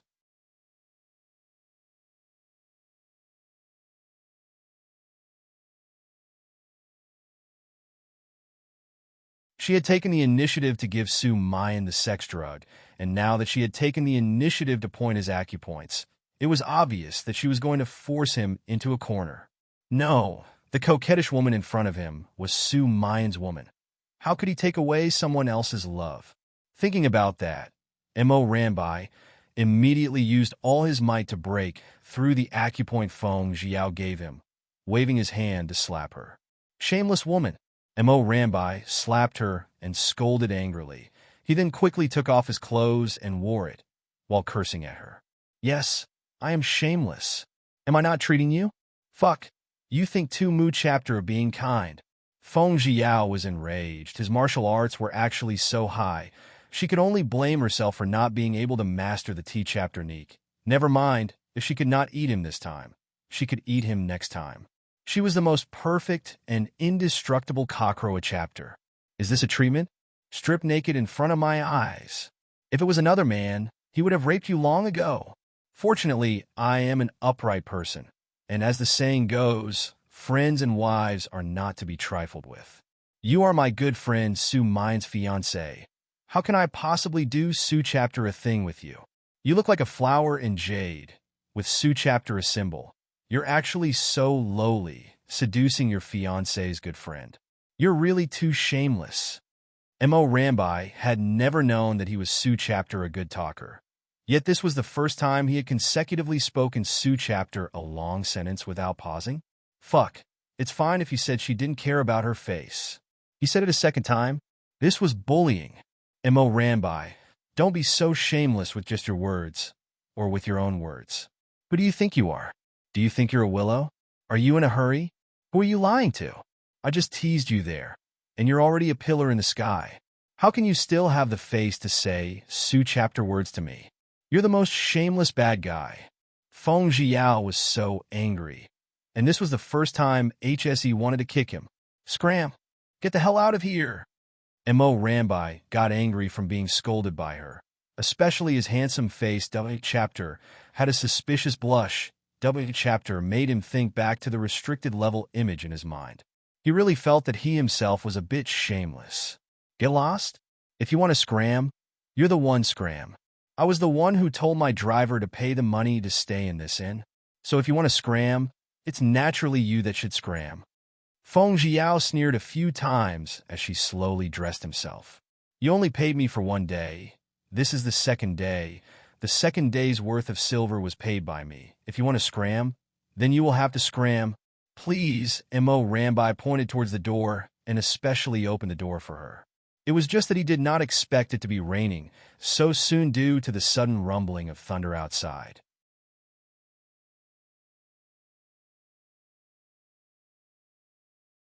Mo Rambai thought that if it was a normal person, he would naturally not chapter race her away. It was just that this girl's thoughts were not simple. She kept on wanting to throw herself at him. Therefore, even if there were thunder and lightning outside, he still wanted to drive her away. Mo Rambai, do you have any sympathy for this man? Thunder and lightning outside. Are you not afraid that I will be struck to death by lightning if you chapter race me away now? Feng Jiao raised her head to look at the dark, cloudy sky, and her small face immediately darkened to a terrifying extent. It's fine if you're hacked to death. Fuck off.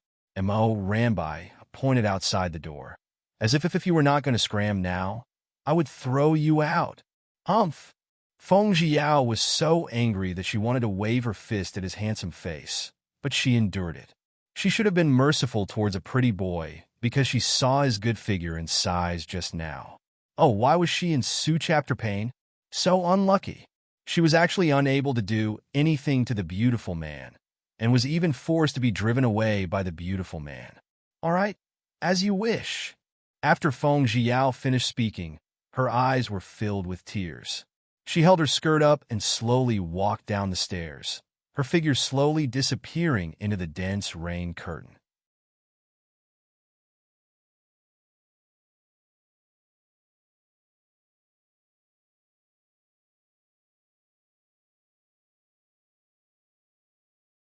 Looking at her delicate and two-chaptering back view, Mo Ronbai's heart actually started to a-chapter for some reason. After the sounds of thunder and lightning, it was pouring rain. The rain came crashing down, and the intensity of the rain increased. Of course, Mo Ronbai's heart slowly tightened. Crap, she doesn't have an umbrella. If we go back now, wouldn't she cat-chapter wind to the cold? Although she was at fault, she was so good that she was his good friend Su Mine's fiancée.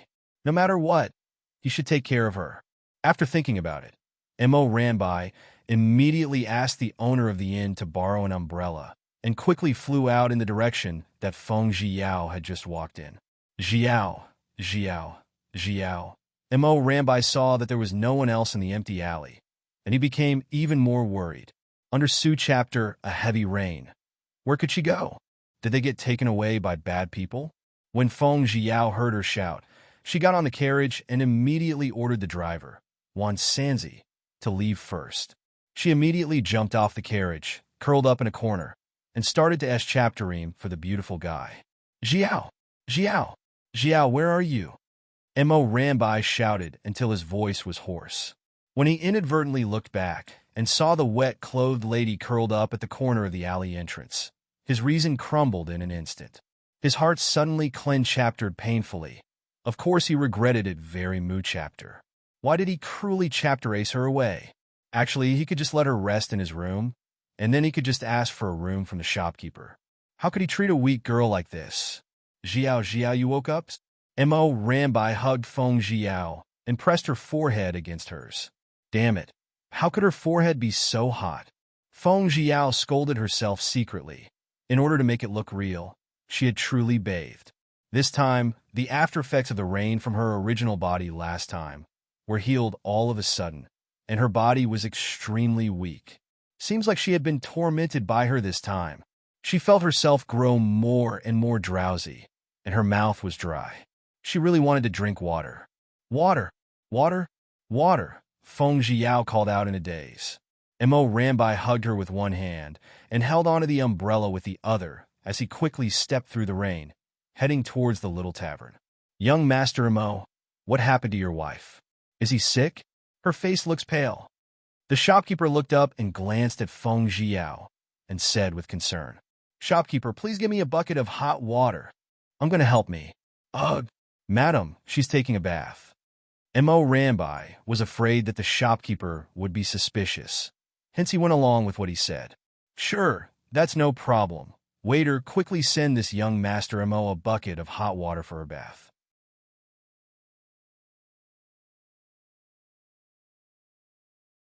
The shopkeeper instructed the waiter with a face full of smiles. Mo Rambai originally wanted to call a doctor to take a look, but remembering that he was currently being looked for by the Imperial Guards, it was not easy for him to get into trouble. He stopped himself from thinking of asking a doctor. When the waiter came back with hot water, Mo Rambai instructed him to get the kit chapter and to prepare a bowl of ginger soup. Jiao, wake up! Jiao, wake up! Can you still bathe by yourself? Mo Rambai lifted his hand and two-chaptered her forehead. It was still very hot, and if he two-chaptered her whole body again, it would also be very hot. Jiao, I'm helping you bathe with my eyes closed. If you don't agree, you can shake your head or just snort. Mo Rambai felt like his head was spinning. This was the first time he could speak to a girl like this. Coincidentally, the waiter's knocking on the door sounded out. Young Master Mo, this is the ginger soup you wanted. Second brother, she's my fiancée. It's not convenient for me to help her bathe. You have an aunt here, so I can pay her silver and ask her to help bathe my fiancée. Mo Rambai hesitated, but he still decided to explain the situation to the waiter. Annie? Originally, we did, but that Annie didn't come to our inn today because she had some business to attend to, so our inn is now full of men. Oh right, since she's your fiancée, it's only right that you bathe her. You'll eventually marry her. The waiter shook his head and said. Then he remembered that the girl in the room was this person's fiancée, so he hurriedly suggested. This? Sorry for the trouble. And Mo Rambai sighed. He was wrong about his fiancée's words. If she really was his fiancée, why would he hesitate? After the waiter had left, Mo Rambai called for Feng Jiao in a hurry. However, she did not make any sound and was still unconscious. Mo Rambai blamed himself in his heart. It was because he did not have a conscience that caused the other party to catch after a cold from the rain, and was even burning up now. Therefore, Mo Rambai closed his eyes and thought about it. Since he had already seen her body, according to custom, he should be responsible for her. When Su Mayan returned, he would go and ask for punishment. He was a man who could support the heavens and earth, upright and upright. Since he had seen her body, and her small hand had two-chaptered his man part, although he was angry, he was at fault for this matter as well. He should have stopped her long before she took off her clothes, but it was his curiosity that led to this. Mo Rambai opened his eyes once again, a resolute look flashing past his eyes, and a man's sense of responsibility rose up in his heart. After Mo Rambai slowly drank the ginger soup, he aimed at Feng Jiao's red lips and slowly brought it into Feng Jiao's mouth. After he finished feeding Feng Jiao, he closed his eyes and took off Feng Jiao's wet clothes.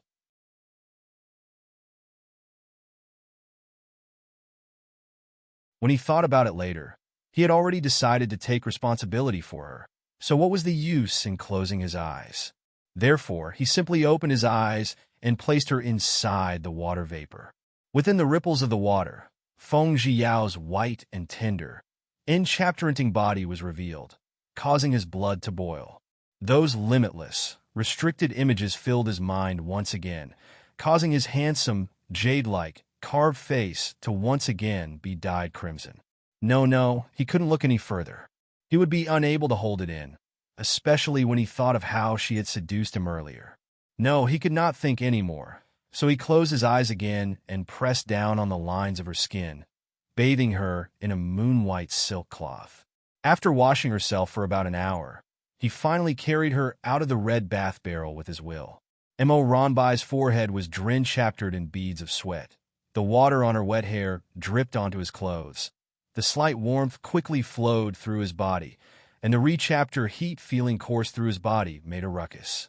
He had to admit that this was an absolutely infuriating spirit.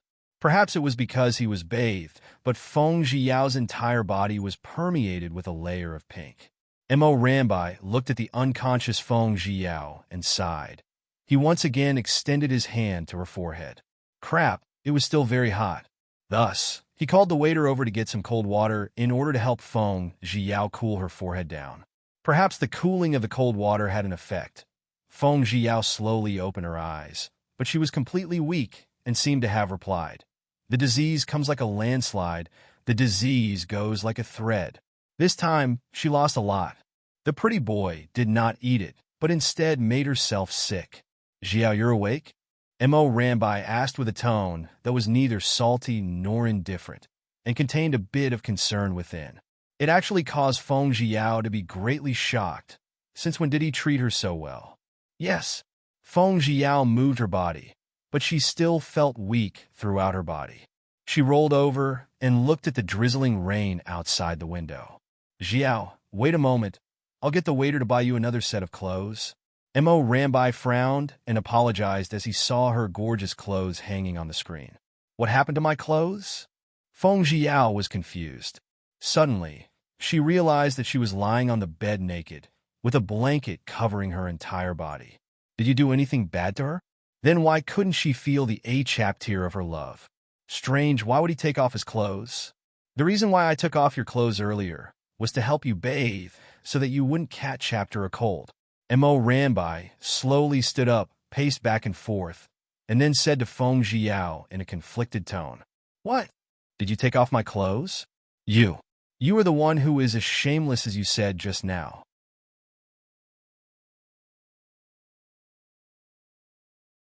Feng Jiao immediately returned the insult he gave her earlier, that she was shameless. Sure enough, they were friends.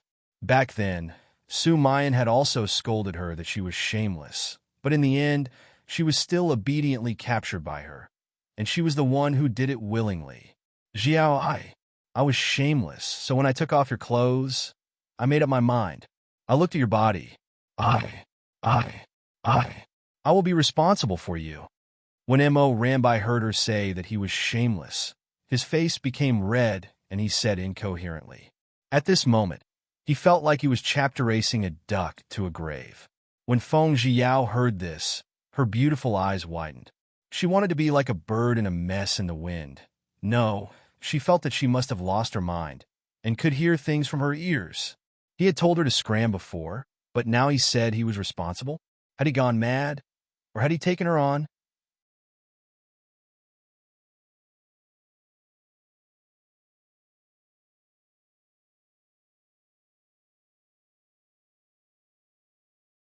I will be responsible for you. Feng Jiao asked Mo Rambai once again with uncertainty. You're responsible for me? Yes, Jiao, I have decided. I will be responsible for you. I just saw your body, So, Mo Rambai braced himself and said, with the imposing manner of someone bravely preparing to die, No, no, no, I don't need you to take responsibility. Feng Jiao was a fool when she heard about this. However, this also proved that the men of the ancient times were very responsible. Towards this, she shook her head. She did not have that intention. However, I looked at your body. Mo Rambai was so surprised that his mouth could not close. He wanted to take responsibility, but the other party did not want him to take responsibility. There's nothing going on between you and me. Look, the rain outside has stopped. It's time for me to go back to the Prime Minister's mansion. Feng Jiao weakly shook her arms, signaling Mo Rambai to help her up. All right, then I'll send you back. Mo Rambai saw that she was sick, so he decided to believe in her. No need. I can go back by myself. Feng Jiao sat up with his support and said indifferently, Jiao that? Then we? Just now. Mo Rambai was still stubborn. He believed that since he had seen the girl's body, he should always be responsible for her as a responsible man. Stop. You're not allowed to bring this up again. Just pretend that you've never seen my body before. TSK. Her body was bound by a marriage contract. She wasn't an idiot, and fortunately, she hadn't eaten him yet. Otherwise, she would have ended her days of being single. Feng Jiao, I have feelings for you. When Mo Rambai saw that she was about to leave, she did not know why she said those words, but her body froze. Why did he say those words at that moment? She's sick now, and she can't do it. She's just a poor chapter-illed. After he finished speaking, Jun Mosie's face was as red as a boiling crab. Who was the one who slapped me just now? Who told me to scram just now? Who was that person? You're telling me? Feng Jiao was very angry and pointed at his nose and roared. Fuck. What's the use of talking about it now? It's me. How about this? If I let you slap me too, just lie here and let me get out of here, okay? Mo Rambai also felt that he had gone too far. No need, let me go. Although she didn't have any strength, she still slowly got up. Unexpectedly, she was too weak and fell down. Jiao, your temperature has risen again. If you go back now, I won't be able to rest easy. Mo Rambai hugged her tightly. Separated by a thin layer of cloth, he could feel the scorch-chaptering sensation on her body. Let me go back. Feng Jiao still wanted to return. She wanted to stay here, but she didn't have the strength to eat him, so there was no meaning in just standing there and staring at him.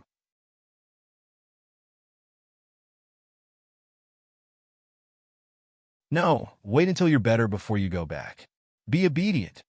Mo Rambai hugged her tightly, only that her light struggle allowed a bit of scorch-chaptering flame of lust to burn inside his body, flowing into his organs, limbs, and bones. Mo Rambai, I really want to know, why did you reject me just now? Is it because of Sumayan?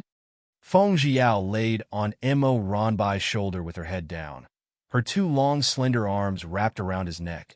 Following that, she placed a comfortable position. She asked curiously when she remembered how he had been so resistant to her. Yes, but not really, Mo Rambai said as he smelled the fragrance from her long hair, his handsome face at a loss. Why? I just want to know the answer. In the modern world, Meishi could basically get all the men he wanted. But now, in the ancient times, there were actually beautiful men who ignored her. How could she endure this? You are a bold woman. You are so bold that you took the initiative to seduce men and even give sex drug to men. Mo Rambai sighed. After all, it was a mistake for a woman to be too bold. Then, why did you say just now that you had feelings for me? Feng Jiao seemed to want to ask until the end. Beautiful cooking. Mo Rambai thought that his stoma chapter had been spoiled by her half of a roasted chapterican. So when he ate the other dishes, they did not taste anything at all. It turns out he didn't really love her. She thought she was sentimental. Forget it, the forcefully twisted Meliner was not sweet. She should have given up on the idea of pouncing on him. But thinking that Mo Ranbai's body was extremely good, if she could get along with him by even a moment, that would be exceptionally pleasurable. However, her body was currently not in a good condition, and the rain was burning down. After Feng Jiao thought about this, she fell asleep. Mo Rambai carefully placed a cold and wet handkerchief chapter reef on her forehead. In the time it took to make a cup of tea, he would chapter arrange it every time. Finally, another 4 hours passed, and Feng Jiao woke up. Compared to the previous time, her complexion was chapter better. As soon as she got up and dressed, she wanted to go home. Mo Rambai did not stop her. He only persisted his suggestion and said that he wanted to carry her back. Feng Jiao thought that with her frail body, it would be good if he could carry her back. In any case, with his current disguise, he shouldn't be recognized. Just as she arrived at the entrance of the Prime Minister's mansion, she saw a tall figure. The owner of the figure was actually Su Mayan. "Brother Mayan, when did you come back?"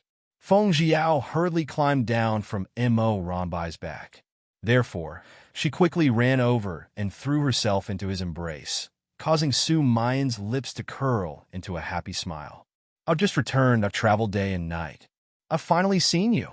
I wanted to go in and see you, but I didn't expect to see you at the door. But who is this man?"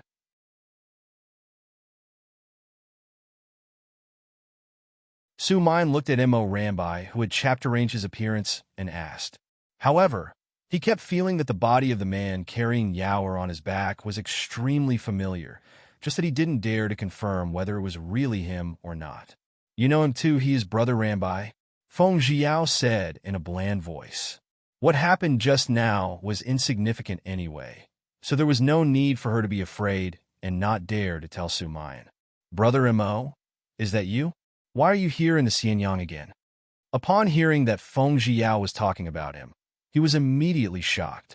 He remembered that Mo Rambai had left the Xianyang with him, but he did not know when Mo Rambai had returned. "It's a private matter," Mo Rambai said, but when his gaze fell upon Su Mayan hugging Feng Jiao's slender waist, the damnable jealousy in his heart was extremely jealous, and he was extremely jealous. He also did not know what was going on with himself. He actually wanted to pry them apart. "Brother Rambai, we are in the Prime Minister's mansion, and it is currently dinner time. Do you want to go to my begonia garden to taste some delicacies?"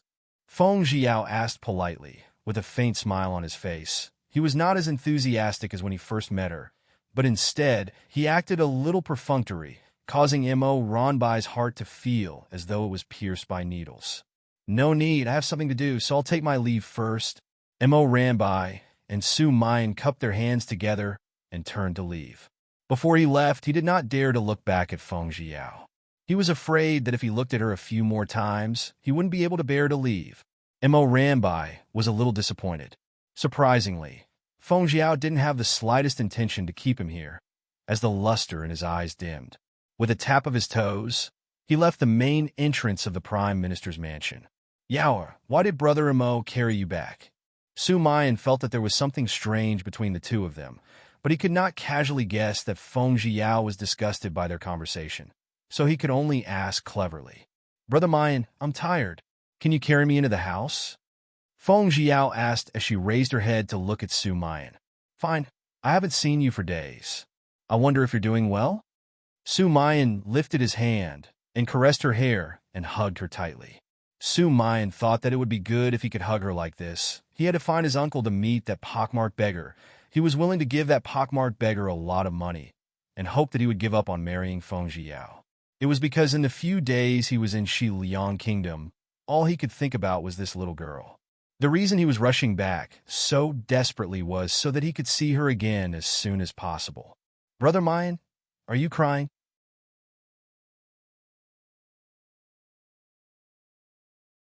Feng Jiao caught a glimpse of the sparkling and translucent water in his eyes, causing her to ask in surprise. "I'm too excited. I haven't seen you in a long time. Worried that you didn't sleep well, didn't eat well, worried about this, worried about that. At that time, I really wanted to grow a pair of wings and fly back." Su Mayan only felt that his love for her had already become a disaster. "Didn't you see me?" For a grown man to shed tears so unsightly, if others were to see it, wouldn't you feel embarrassed? Feng Jiao covered her mouth and laughed, but her heart was full of sweetness. "I don't think it's ugly. In this lifetime, only you, a woman, will make me shed tears," Su Mayan said as he carried her. Under the stunned gaze of the Prime Minister's mansion, He carried Feng Jiao and walked straight in. Brother Mayan, did you remember to bring me a present when you go to Shi Liang Kingdom this time? Feng Jiao asked with a smile. Of course I did. I'm just afraid that I might find you undesirable. Su Mayan lowered his head and looked at her beautiful face lovingly. Su Mayan, why did you return with my little sister Yaoer? Why are you still holding him? Do you know that men and women shouldn't be too intimate with the chapter other? The one who spoke in anger was Feng Sais. He was coincidentally walking around with a bird cage in his hands when he saw Feng Jiao being hugged by a man. He said unhappily, Brother Sais, I was the one who asked him to hug me. My condition isn't too good today, and I'm a little tired. That's why I'm like this. Feng Jiao slowly explained as she felt sorry for Su Mayan. Yao, didn't you just say a few words to him? Why do you feel sorry for him? Could it be that you want to marry Su Mayan instead of the pockmarked beggar? Feng Sais felt that the possibility of them looking at Ye chapter other with Su chapter deep emotions was very high. Ugh, don't speak nonsense. There is no Su chapter thing. Feng Jiao shook her head lightly. Wasn't she hugged by Su Mayan just now? He was just spouting nonsense like that. As a result, he glared at Feng Sais unhappily. Yaoer, let's go to Begonia Garden to talk. Su Mayan did not take Feng Sais' words to heart, and only looked down at Feng Jiao and asked, Yes. Feng Jiao nodded in agreement. Unexpectedly, Feng Sais also followed along. Wait, Yao, didn't you go to the palace to talk to Linu? How did you come back with Mayan? Feng Wucai walked over from behind them. He was dressed in a black robe with delicate contours, looking dignified and graceful. It was obvious that when he was young, he was naturally extraordinary and elegant. Father, it's just a coincidence that we met. Oh, right. I can't persuade her. How about you let the aunt by going to the palace on his own to persuade her stubborn daughter? I don't want to be involved in that mess. Feng Jiao shook her head. All right, Yaoer, you go back to the Begonia Garden first. I have something to talk to Mayan about. Sais, you should also do what you want. Stop teasing that stupid bird. When Feng Wucai saw how gently Su Mayan had put Feng Jiao down on the ground, he was still very pleased in his heart. But when he thought about how many outstanding men wanted to marry Yaoer the day she threw the ball, it gave him a huge hiata-chap tear. Feng Sais naturally followed Feng Jiao to the Begonia Garden. You're tuning into the Romance Rendezvous YouTube channel. We're so grateful for your support, and don't forget to subscribe to join us on this incredible journey through captivating stories. Your generosity through donations truly makes a world of difference, as it's the primary source of revenue that allows me to expand and enhance this channel for you. Thank you from the bottom of my heart for being a part of this adventure.